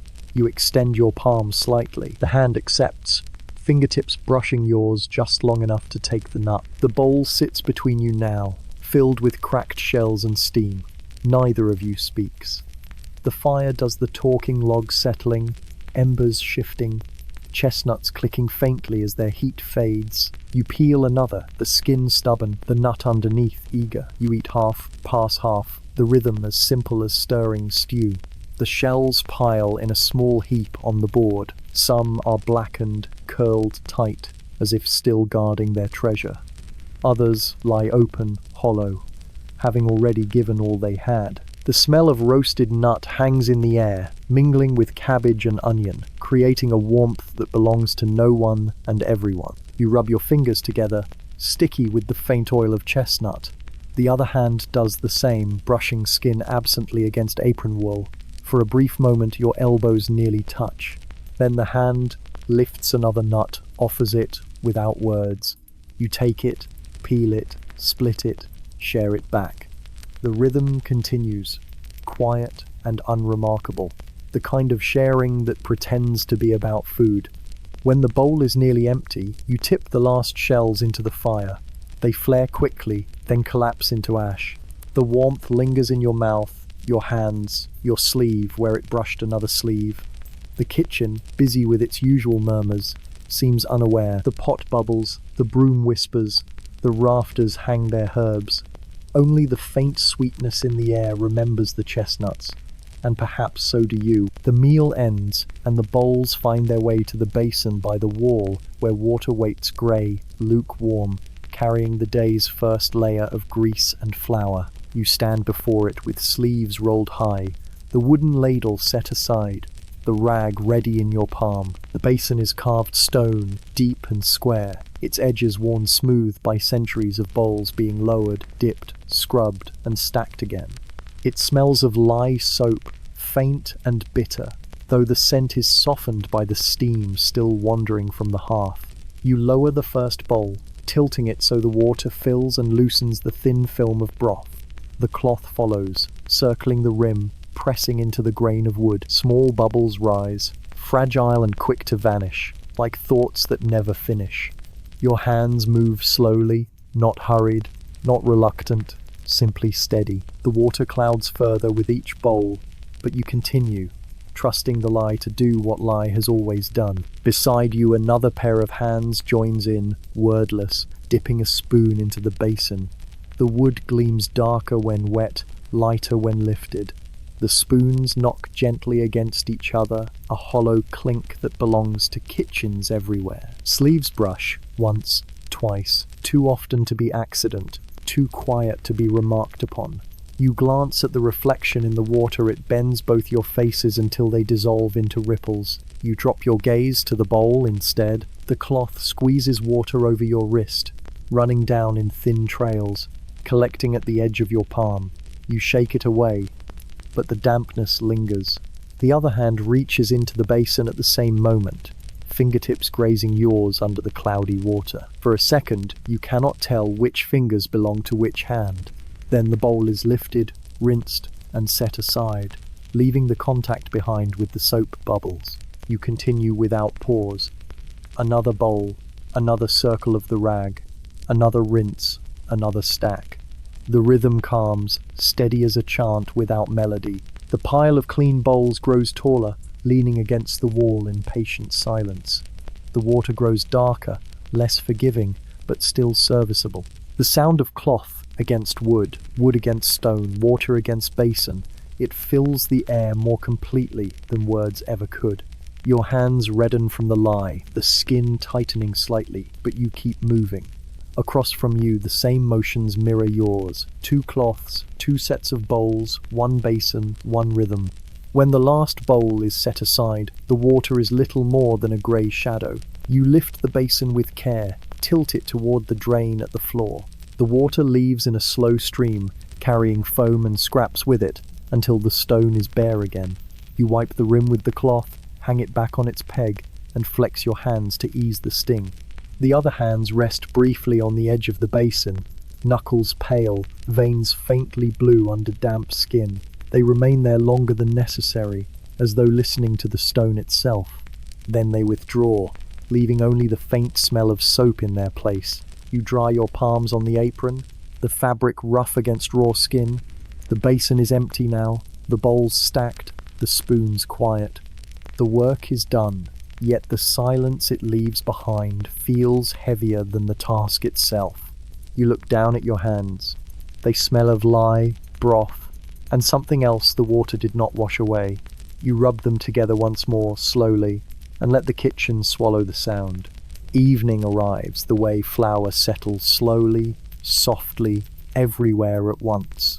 The kitchen's heat loosens its hold, and the light that belonged to the high window slides off the table to find other work. What remains is hearth glow and the patience of shadows, long as ladles, gentle as steam. You stand a little while to let your eyes relearn the room, the corners deeper, the copper row turned to a procession of dark moons. On the side shelf, the lantern waits with hornpanes clouded by use. You lift it, feel the sturdiness of its wooden frame, the little door rasping on its pin. Inside hangs a stub of tallow, its wick bent like a tired reed. Beeswax is for the altar. Kitchens take animal fat and make peace with the smell. You open the tinderbox flint, steel, a ragged square of char, and kneel by the embers that keep their slow gossip. The first strike throws a brief star, then another. Sparks kiss the cloth, bite and hold. You blow carefully, lend breath to fire, and the scrap brightens from coal to orange to a steady yes. The wick accepts the flame with a small complaint. The horn needs the light until it is butter soft. You hang the lantern by the pegs and set another on the table, a twin that remembers different hands. Their light is nearer than day, a light that prefers faces to distances. Shadows gather behind baskets and under benches like friendly conspirators. Copper pots collect coins of glow along their bruised bellies and spend them slowly across the wall. The room begins to speak in new colors, amber on wood, sienna in soot, a subdued gold in the flour dust that never quite leaves the air. The stew mutters into quietness, thick and resolved. You skim a last pool of fat with the back of a spoon and let it slide into the ash bucket where it will forget being important. The bread on the board shows cooling cracks, fine, pale rivers that mean the crumb has set and will slice without complaint. You trim a wick with the little scissor that lives on a string The snip is almost lost under the hearth's steady breath. The flame climbs straight, bows when the draught makes a suggestion. You move it a hand's width, and the suggestion is withdrawn. Small negotiations keep the evening gentle. From the corridor, footfalls pass, softened by wool and habit. Voices do not bother with words. They exchange only the weight of breathing and the creak of sandals. The bell will speak again soon, deeper now, saying the sun has left the field. For the moment, the kitchen keeps its own hour, the time of rinsing knives, folding cloths, deciding how much warmth the night should inherit. You carry one lantern toward the storage alcove, its circle of light walking ahead like a tame animal. The horn blurs, edges the barrel hoops, the sacks of rye, the dim wedges of cheese wrapped in cloth to keep them from ambition. Mice have their opinions, written in tiny teeth on a corner of sacking. You touch the rip and tuck it under. The handle warms your fingers. The faint tallow odor insists you are exactly where you are. When you turn, another light moves from the hearth side, meeting your circle, making an almond of brightness between you. The horn panes reflect a face that is both yours and not yours, stretched thin by the little window. For a breath, the two lanterns tilt together, and the twin flames steady, as if surprised to find company. Then you step apart and the almond becomes two coins again, walking back into their separate shadows. On the table, you lay out the bowls for evening brothwood, darkened by many washings, rims smooth as worn stone. The lantern warms their edges, and each bowl holds a small lake of light, shallow and perfectly still. You stand longer than necessary, counting the lakes, not because the number matters, but because the counting itself is sleepy and kind. You slice the bread. The crust yields with a civilized protest. The knife's whisper almost polite. Crumbs leap and then calm themselves. You lay the slices like shingles, overlapping just enough to look intentional. A heel goes to its old place near the hearth. Tradition is a habit that does the remembering for you. The lantern near the pegs shows the line of cloaks at rest, their shadows taller than any of you manage in daylight. One clasp gleams recently closed. You do not investigate shine, you respect it from a distance. The draught plays at the hem of a robe, loses interest, and goes off to annoy the door. You bring the second lantern to the hearth and check the stew's bottom where sticking likes to begin its career. The spoon travels the curve of the pot with a sound like a finger around a bell. Nothing has burned. The evening approves your attention. You put that approval away with other small satisfactions, stacked neatly, easy to reach when sleep will not. Low light invites smaller noises. A faint tick from timbers letting go of day's heat, ash settling into new shapes, the soft hurry of a moth discovering the horn pane and changing its mind. You open the lantern door, and the moth escapes without scandal, leaving only a memory of powder and a better opinion of doors.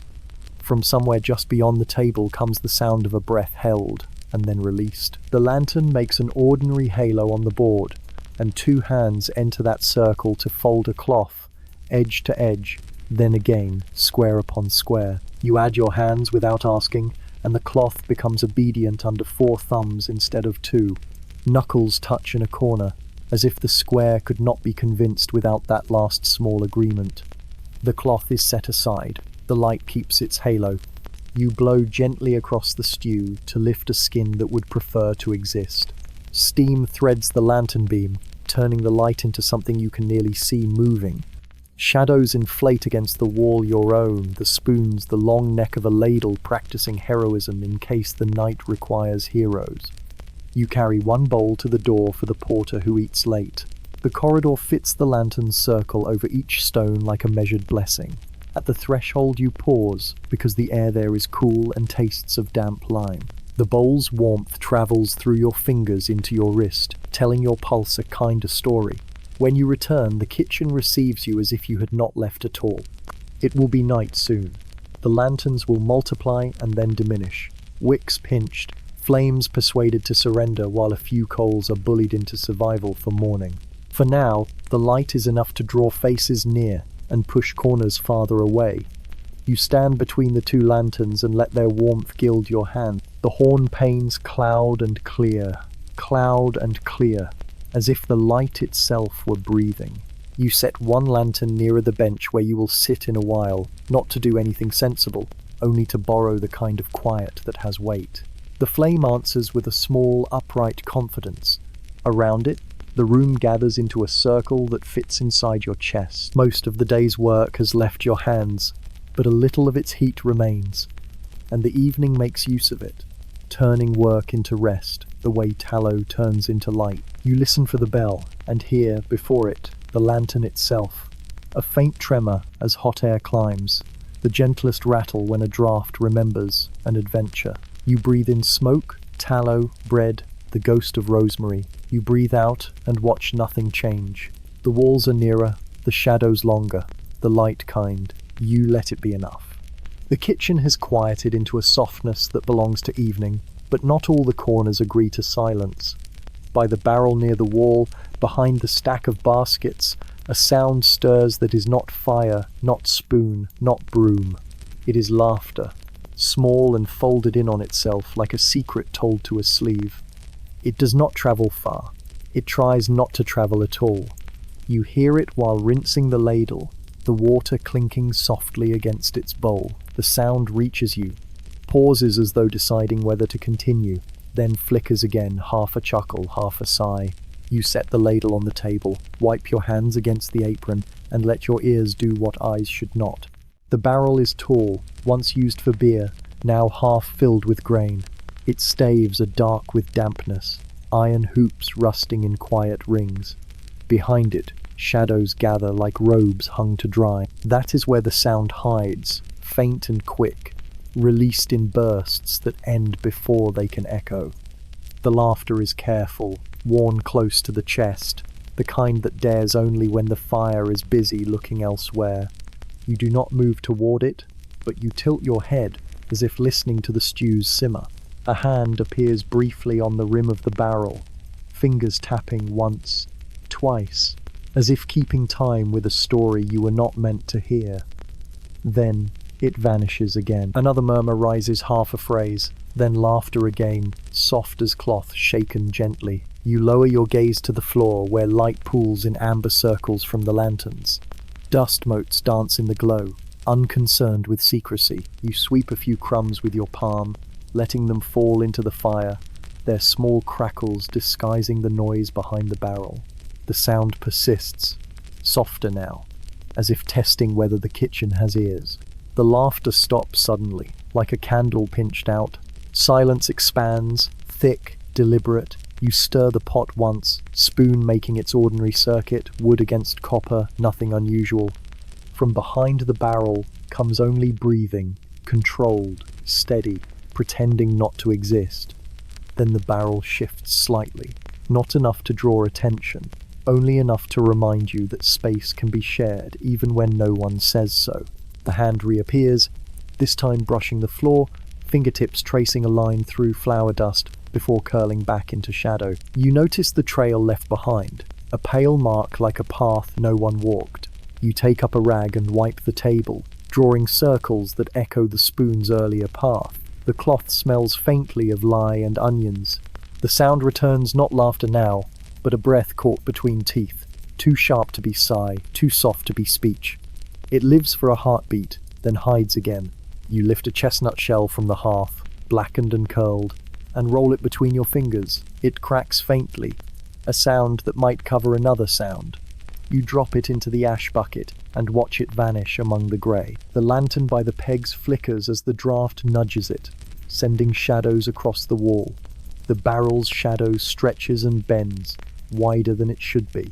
In the movement, you glimpse the shape of a shoulder, the edge of a hood, the suggestion of someone leaning too near another someone. The flicker passes, and the shadows settle back into obedience. You straighten the row of bowls on the shelf, aligning their rims, though they were already aligned. Behind the barrel, cloth shifts faintly, the rustle of wool against wool. Then silence again, perfect and complete, as though the room had imagined the sound. You do not turn, you do not ask. You carry the rag to the peg, hang it by its frayed corner, and let it swing once before it stills. The laughter has gone where it was told to go.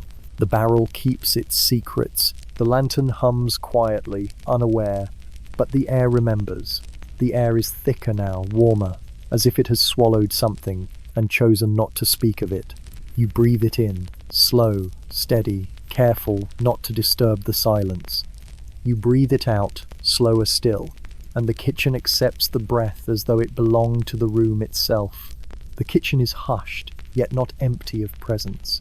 The fire breathes in low embers, no longer snapping, only glowing. The air carries a mild sweetness from the dried apples that were sliced earlier, their skins curling at the edges, their scent clinging to the rafters. You move slowly across the flagstones, your steps softened by the habit of silence. Near the long table, the benches stand abandoned, their wood polished only by years of robes and hands. The shadows of the benches stretch into the floor, stiff and angular, unlike the softer ones cast by the barrels and sacks. You place your palm briefly against the bench, feeling the cool grain beneath your fingertips. The wood hums with stillness, as if holding on to the weight of earlier bodies. At the far wall, a window sits shuttered, its cracks allowing thin stripes of night air to sneak in. The air is damp, carrying the faintest trace of pine smoke from the outside. You pause, pressing your hand near the shutter, and feel the draft slide along your skin. It is a small reminder that beyond these walls lies a darkness, broader and freer than the one you stand in. The copper pots hang silently, suspended from their hooks, their curved bellies catching and bending the lamplight. Each one holds its own reflection, dim and elongated, as if the kitchen itself were stretched into a quieter world.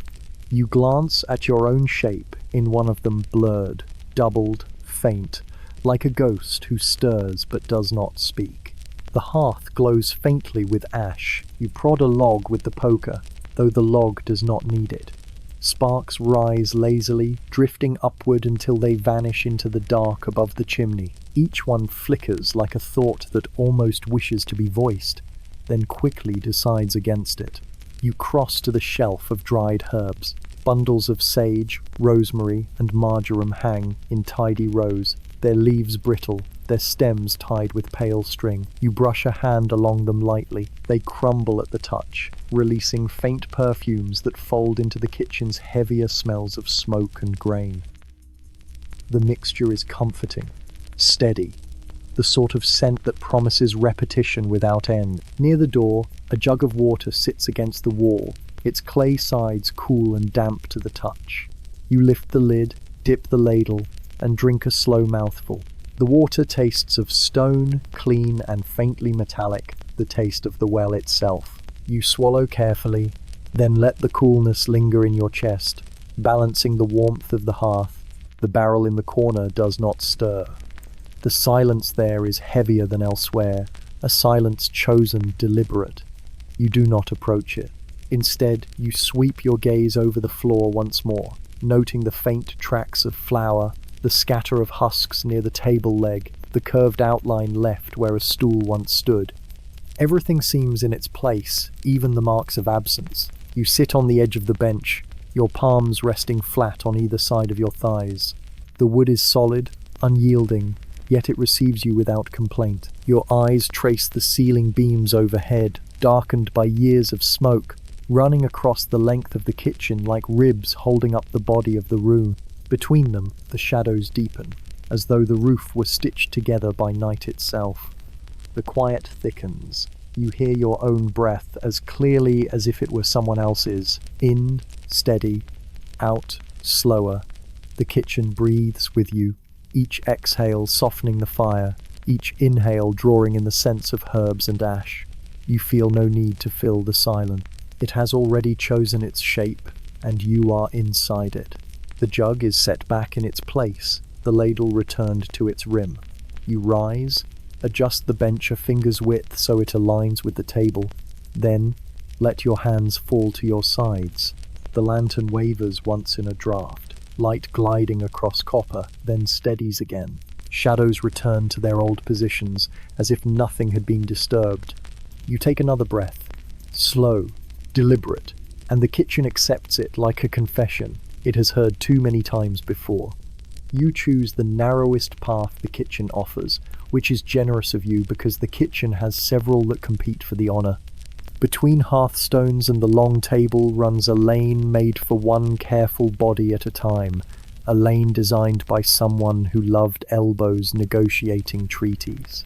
You hold a bowl of sliced roots in both hands and begin the small procession past hanging ladles, past the peel like a sentry, past the bench corner that stubs pride more than toes.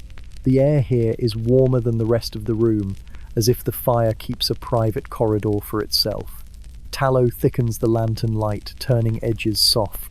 Steam wavers from the pot and finds your face without asking permission. It smells of onions learning manners, thyme persuaded to behave, cabbage choosing not to sulk. Your sleeves, rolled halfway, drink a little damp and then pretend they did not. At the pinch point, another figure arrives from the opposite end with the inevitability of bells. There is no room for ceremony. There is barely room for disagreement. You both turn your shoulders only a finger's width, and in that brief turn, the wool of one sleeve learns the wool of another. Cloth on cloth. A dry hush like a page turned by someone who already knows the story. Your skin notices through the layers and files the knowledge where the kitchen keeps other useful records. You keep moving. They keep moving. The lane, pleased with itself, widens again by the width of a thought. You set the bowl near the hearth and take up the spoon, pretending this was always the destination. The spoon makes its circle, faithful as ever, erasing tracks as it draws them. Behind you, footsteps go to the water jar, pause, return along the tight path, slower now, as if the stone has suggested a different opinion. When you turn back with the empty bowl, the passing happens again, sleeve to sleeve, 2 notes on a string. You say it is the nature of small kitchens, and the kitchen nods. The rafters do not comment. The lantern hums. You proceed as if the world were made of lanes and errands and harmless collisions. You fetch the salt, cradling the crock so the lid will not chatter. The salt smells of damp cellar and miner's patience. Halfway down, the lane offers you the same problem. There is a small adjustment, a choreography the room has taught you, shoulders quartered, chin lowered, elbow obedient to the geometry of restraint. The sleeves meet with the respect of colleagues, no flourish, no apology, acknowledgement. A few crystals leap to your cuff. You brush them off and leave a pale constellation the cloth will carry until washing teaches it humility. At the table you pinch rosemary between finger and thumb. The needles prick your skin with friendly insistence, and resin tints your pulse. Steam gathers on your brow again, the kitchen's way of making you honest. On the return with the herb, the sleeve returns too, as if summoned by time and coincidence. The graze is softer now, possibly because both sleeves have learned each other's argument. The herb brushes their wrist. A brighter scent rises, sudden and brief, like a door almost opened. A ladle clinks. A log settles. The peel, without moving, approves. You tip the rosemary into the pot, and the broth accepts it as though meant for that exact inch of surface. You stir. You do not look up. Looking up would make the lane wider, and the lane prefers its vocation. You take the bread knife because the loaf has cooled. On the return, the narrowness offers its lesson yet again. Your free hand rises, palm open, and for a brief, accidental moment meets another palm doing the same sensible thing, guarding bowls, guarding ribs, guarding nothing in particular. Wool follows wool. Skin, separated by cloth, pretends not to care. You pass. The knife continues toward the board as if knives had thoughts to keep. Slices fall, tidy shingles, crumbs assemble into small geography along the wood. You align the slices, because alignment spares the room decisions. A heel goes to the hearth. Tradition dislikes surprises. You carry 2 pieces to the pot for a moment's steam, then back along the lane. The sleeves find each other in transit with the accuracy of habit. You offer 1 slice. It is taken, the edge damp with heat, your fingertips staying a fraction too long because the crust insists on being difficult. No one speaks. The kitchen is eloquent enough. Copper catches a square of lantern and turns it into a coin you will not spend. A drip discovers the basin and is content to be singular. You taste your own slice and taste the day. Grain honest as stone, a shadow of smoke, the faint persistent note of rosemary that refuses to be quiet. On the next pass you carry the small jug of beer, its lip whitened from careful tapping. It sloshes a modest argument with each step, but manners prevail. At the pinch point, sleeves consult yours tilting, theirs lowering, and the jug travels through that tribunal without spilling. The satisfaction is small and sufficient. You set the jug down, and the room resets around the placement as rooms do when they trust you. A moth touches the lantern horn and changes its plan. You smooth your sleeve, find a stray rosemary needle, and leave it there because the cloth seems pleased to have acquired a story. The lane, having supervised these negotiations, releases you into wider stone. You stand a moment with empty hands and feel the ghost of wool along your forearm, warm in memory, cool in fact. You rub the place once, as if testing for flour, and discover only the idea of being touched, busy and light, and, like steam, unwilling to be held. You return the bowl to the shelf, the knife to its hook, the jug to its shadow. The sleeves keep to their duties elsewhere. The kitchen, soothed by proper arrangements, lowers its voice another notch. You walk the narrow path one last time with nothing to carry, just to see if the space remembers you. It does. The brush does not come, and that too is a kind of touch. You turn back to the hearth. The spoon waits for circles. Night leans closer to the horn panes. Somewhere a cloak dries itself into better manners. Your sleeves settle at your wrists as if they have never had adventures. You lift the spoon and begin again, not because anything demands it, but because repetition is the one romance the kitchen publicly approves. You set the spoon down and decide the mortar has waited long enough. It sits on the shelf with a mild patience, the stone bowl shadowed by a pestle that looks heavier than it needs to be. You cradle it with both hands as if stone could break, and carry it to the table where garlic has arranged itself in small white argument. You peel the cloves slowly, as though removing parchment from a secret charter. The skins curl away in papery sighs, gathering like confessions on the board. You place each bare clove in the mortar, one after the other, their pale gloss catching the lantern's dull encouragement. The pestle descends in measured rhythm, stone on stone, a muffled percussion the rafters do not object to. The smell rises quickly, sharp, awake, unwilling to pretend otherwise. It mingles with the calmer herbs, jostles with the onion, makes the cabbage nervous. You grind with steady turns, pressing down, circling, listening to the scrape that becomes smoother as the cloves surrender. The paste forms, creamy and insistent, a flavor that will not be quiet even when folded into broth. As you lift the pestle again, footsteps join the rhythm, soft leather crossing stone. You do not look up. You add a pinch of salt to the paste. Fold it with the pestle's round weight. Let the grains dissolve into the mixture with a faint rasp. A shadow leans closer to the table, then shifts away again, considering. You scoop the paste with a wooden spoon and carry it to the pot. The lane narrows again, as it always does at the worst moment, and the sleeves remember their arrangement. They brush once more, deliberate by accident. A faint warmth lingers through the wool. You pretend your grip on the spoon required such steadiness, though the kitchen knows better. The paste hits the broth with a soft bloom, garlic releasing its opinion into everything else, insisting on its presence. You stir until it dissolves, until the surface swirls with traces that quickly disappear. The broth is changed now, less patient, more certain. Returning to the table, you find more cloves waiting. You repeat the peeling, the grinding, the folding, because kitchens prefer repetition. The skins pile higher, curled shavings of silence. The smell thickens, seeps into your hair, clings to the wool, finds its way into the folds of sleeves and stays there, stubborn as a vow. When the footsteps return, you do not shift. You let the brush of cloth announce itself without needing eyes. The pestle continues its circle. The garlic continues to give itself away. Wool on wool, breath near breath, nothing said. The mortar approves with another muffled note. Later, you carry the second spoonful to the hearth.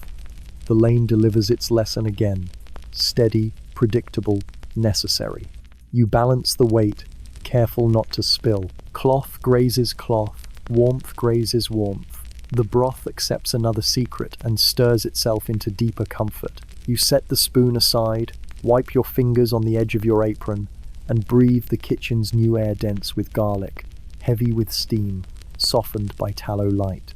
The stone walls hold it close, unwilling to share it with the world beyond. You return the pestle to its place. The mortar rests, lighter now, content. You gather the skins into your palm, dry curls brittle against your skin, and drop them into the embers where they flare briefly and vanish without ceremony. For a long moment you stand still, sleeves quiet at your sides, the faint memory of wool brushing against wool persisting more clearly than the sound of crackling fire. You let it remain, as kitchens allow such things to remain, tucked into the ordinary rhythm, folded into garlic and salt and steam. You take up the ladle again, its long handle warmed by the fire, its bowl darkened with use. You dip it into the pot with a slow, circular tilt, careful not to let the surface complain. The broth rises, thick now with the company of garlic, herbs, and the quieter confessions of onion. You lift it, steam unfurling like thin banners, the scent filling the air with a calm that is not entirely calm. The ladle hovers for a moment, as if waiting for a decision. You turn toward the row of bowls, earthen and plain, their rims uneven but trustworthy. You pour gently, letting the broth fall without splash, watching it pool in muted ripples until the clay seems warmer for it. One bowl filled, then another, the rhythm steady, the silence agreeable. As you move to the third, the kitchen shifts again. The lane narrows where it should not, and sleeves resume their practiced arrangement. Wool slides over wool, soft enough to seem accidental, deliberate enough to be remembered. You tilt the ladle without falter, though your wrist grows conscious of its own movement. The broth does not complain. You set the bowl down, careful on the table's uneven edge. The bowls sit together, steam rising in small, fragile towers. They lean into each other as though whispering, their surfaces catching the tallow light. You ladle more, your hand steady, the kitchen air heavier now with both garlic and wool.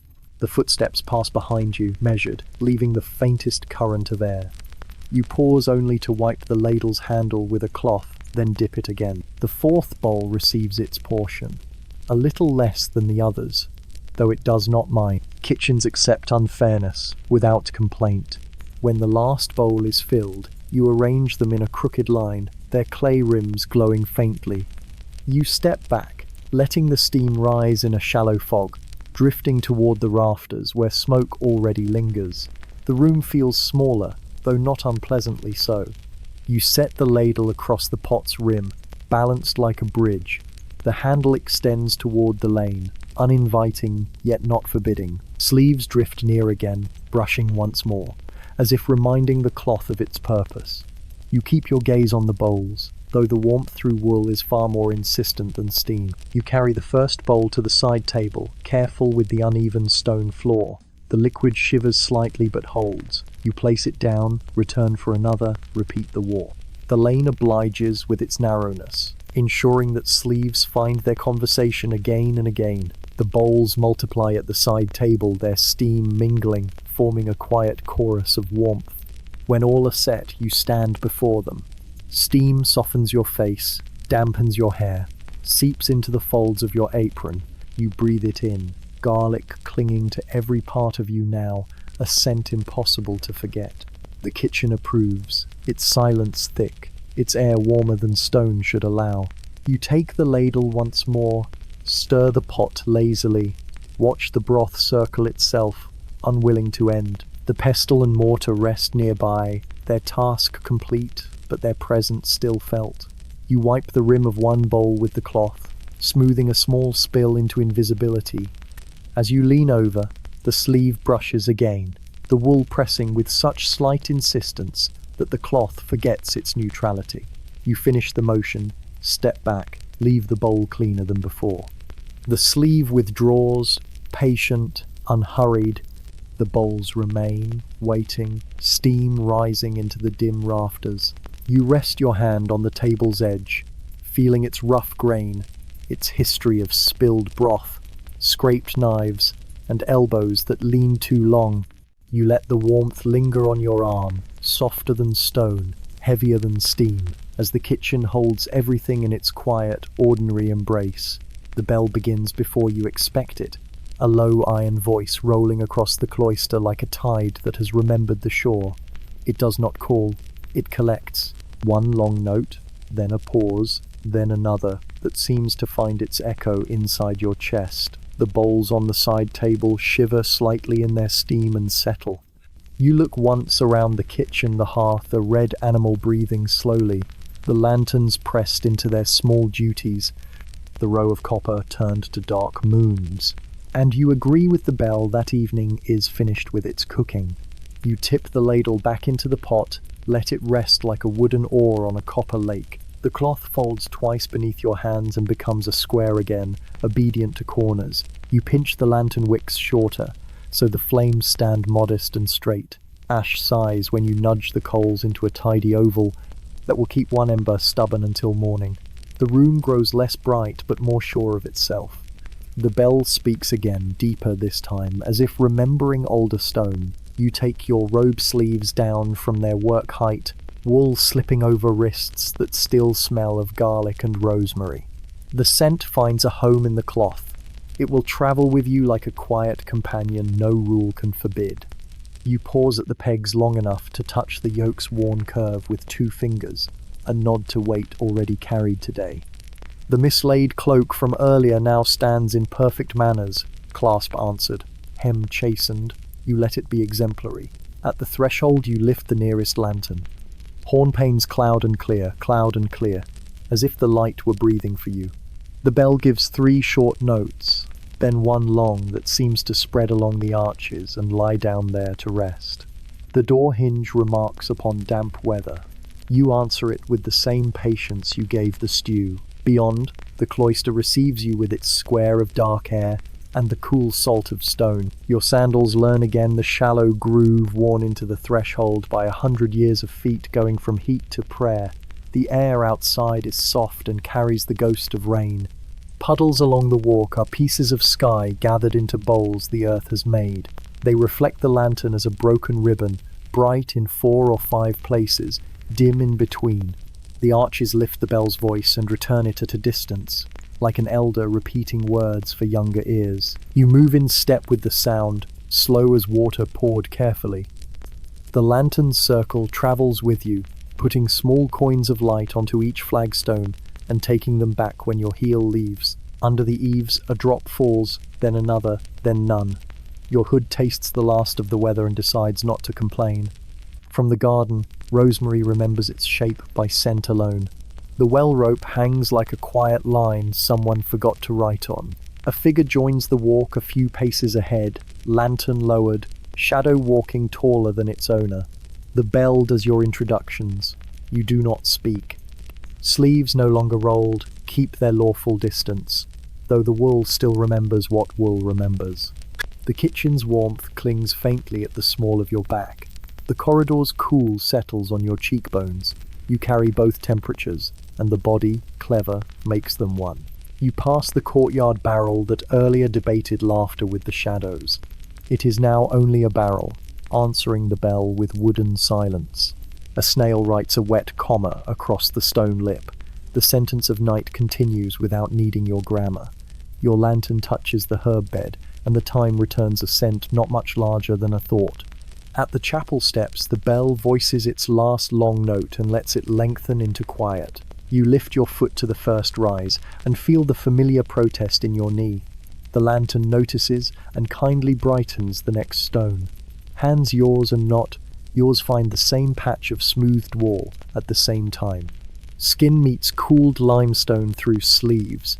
There is nothing to see, and it is seen. You remove your hand first, because someone always does. Inside, the chapel holds a colder sort of air, one that folds sound into itself and returns it as hush. Beeswax keeps its soft dominion over the candles. Horn gives up its place to flame. You set the lantern where it belongs by the door, watching its shorter light find comfort among taller lights. Shadows stack themselves into pillars. The ceiling hides whatever it has chosen to remember. Robes whisper along the benches. Wood answers with a murmur as old as the building.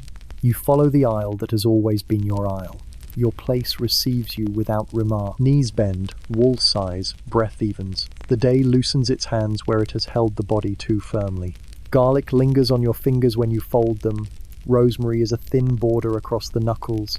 Soap, a distant treaty signed but not celebrated. Chant begins, low as water in a cistern. The tones move without hurry, one note making room for the next like bowls placed in a line. You do not sing loudly. You let the voice ride the breath you already have. It travels across your tongue and meets the taste the kitchen left there. The two become one shape and do not argue. The words, memorized until they no longer need meaning, rest against the palate and dissolve like steam. Around you, the community leans into the sound. Shoulders square themselves by long practice. Heads tilt in the same patient angle. Somewhere to your left, a familiar syllable arrives half a heartbeat late, as it always does.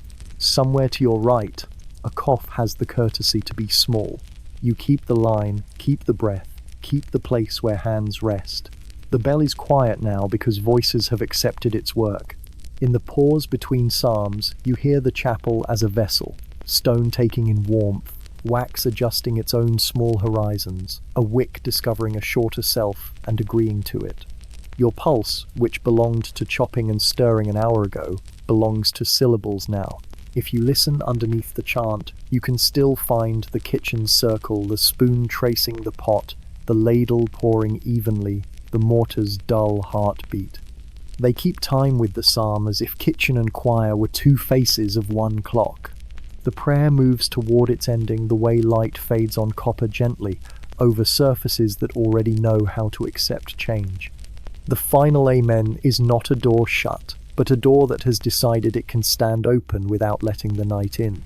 Benches complain softly as bodies stand. Cloth rubs cloth in the language of necessary movement. You bow, because bowing arranges the spine into a truth older than thought. When you turn, the lantern at the door remembers you, and grows friendly again. Outside, the cloister air has chosen coolness over damp.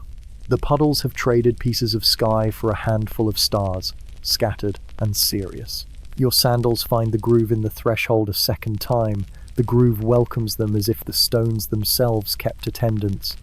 You carry the lantern back along the walk. The kitchen's doorway is a lower darkness, stitched with ember glow. You open it with the same care you closed it. Warmth leans in as if it had been waiting at the sill. Behind you the bell offers no more speech. Its silence is a benediction you wear like a second hood. You step inside and let the door know it has done well. The embers show their red alphabet.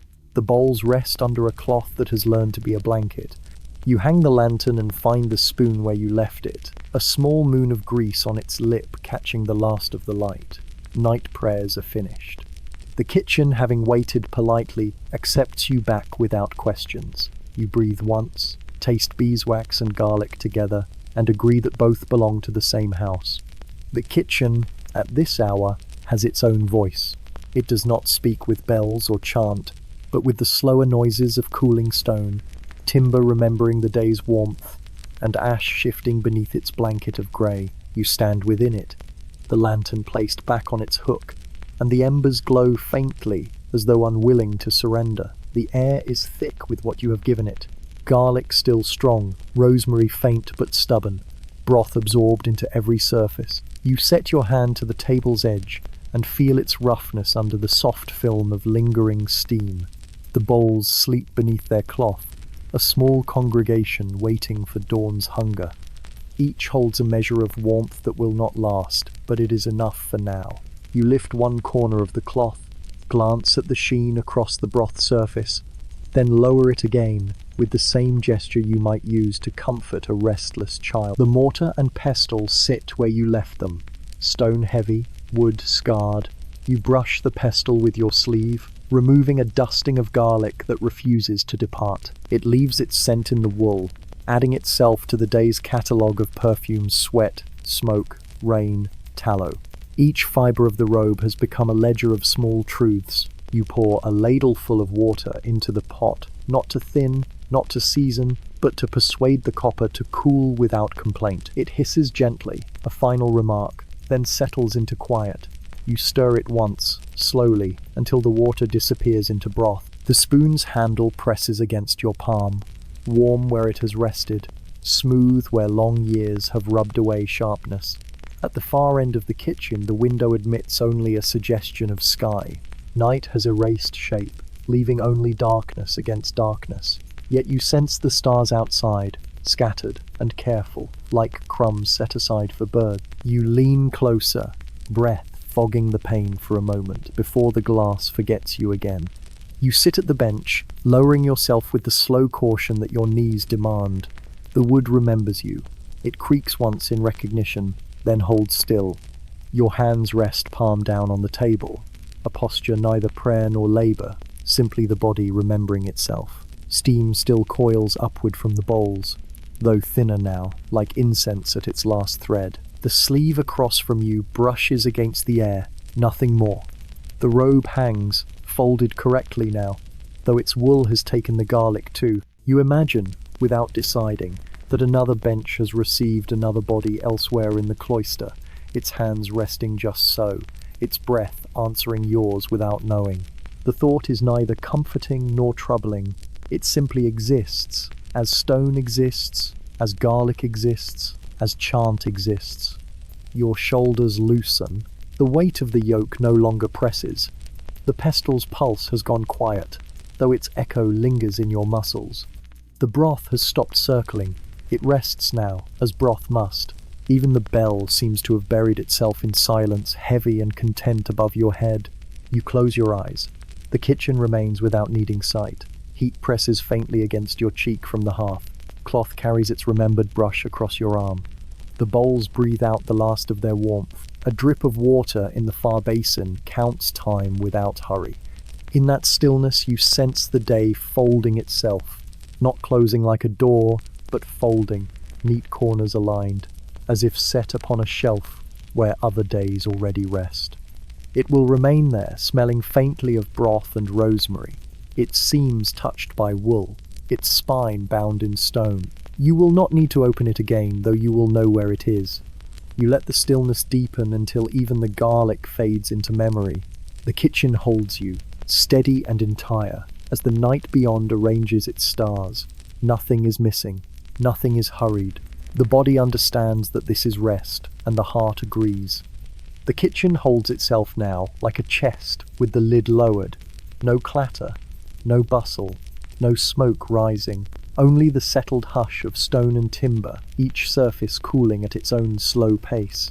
You remain within it, your body still, and your eyes half closed, as though you too have become another vessel among the pots and bowls. The air tastes faintly of garlic still, though softened by the night. The sharper edge has gone, leaving something mellow, almost sweet, clinging to your tongue and the back of your throat. You breathe it in, then let it slip out, as if passing through you is all it ever wanted. The benches stand as if carved from the same quiet as the walls. You brush your palm across the wood, feeling the grooves cut by years of knives, the polish of countless elbows, the small burns where sparks leapt from the hearth. These marks speak without voice, saying only that the kitchen has seen what you have done and will see again tomorrow. The bowls under cloth hold their silence too. The broth within has lost its steam, yet its scent still rises when you lift the corner. You replace the cloth gently, as if to tuck it back into bed. The ladle rests nearby, not needed now, but not forgotten either. Its wooden curve gleams faintly in the dim light, the kind of sheen that lingers long after hands have left it. From the ceiling, herbs hang in brittle wreaths. They move slightly with the draught, leaves brushing against each other like whispered agreements. Rosemary, sage, marjoram, all softened by time, all shadows of what they once gave. They dangle above you, as though keeping their watch until dawn. You shift your feet on the flagstones, their coolness reaching through the thin sole of your sandal. Each step you take sounds deliberate, yet muffled by the night's heaviness. The stones return no echo, only the acknowledgement of weight passing across them. You pause, let yourself feel the chill travel upward, steady and grounding. The window shows nothing now. It is a black square, framed in thick stone, without star or moon to lighten it. You lean closer, watching your breath paint pale circles against the cold glass, then fade. Beyond, there is only the unseen courtyard, the cloister arches, the garden asleep beneath dew. You know it is there even without sight, the same way you know the bell waits above, patient until it is time. Your body folds into the bench again, your robe heavy and still about you.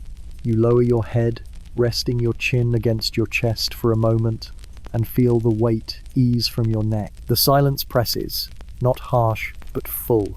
It asks nothing, it demands nothing, it only surrounds.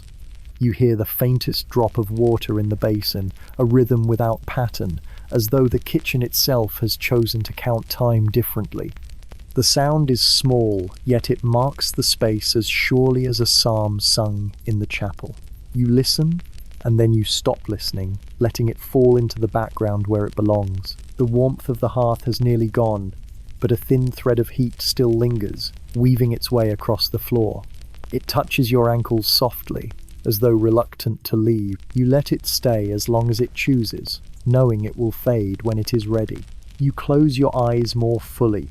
The scents, the sounds, the textures remain around you like layers of cloth. Garlic softened, broth asleep, herbs dry and fragile, wood worn smooth, stone cooling slowly. Each detail folds upon the next until they blur into one fabric, wrapping you without seam.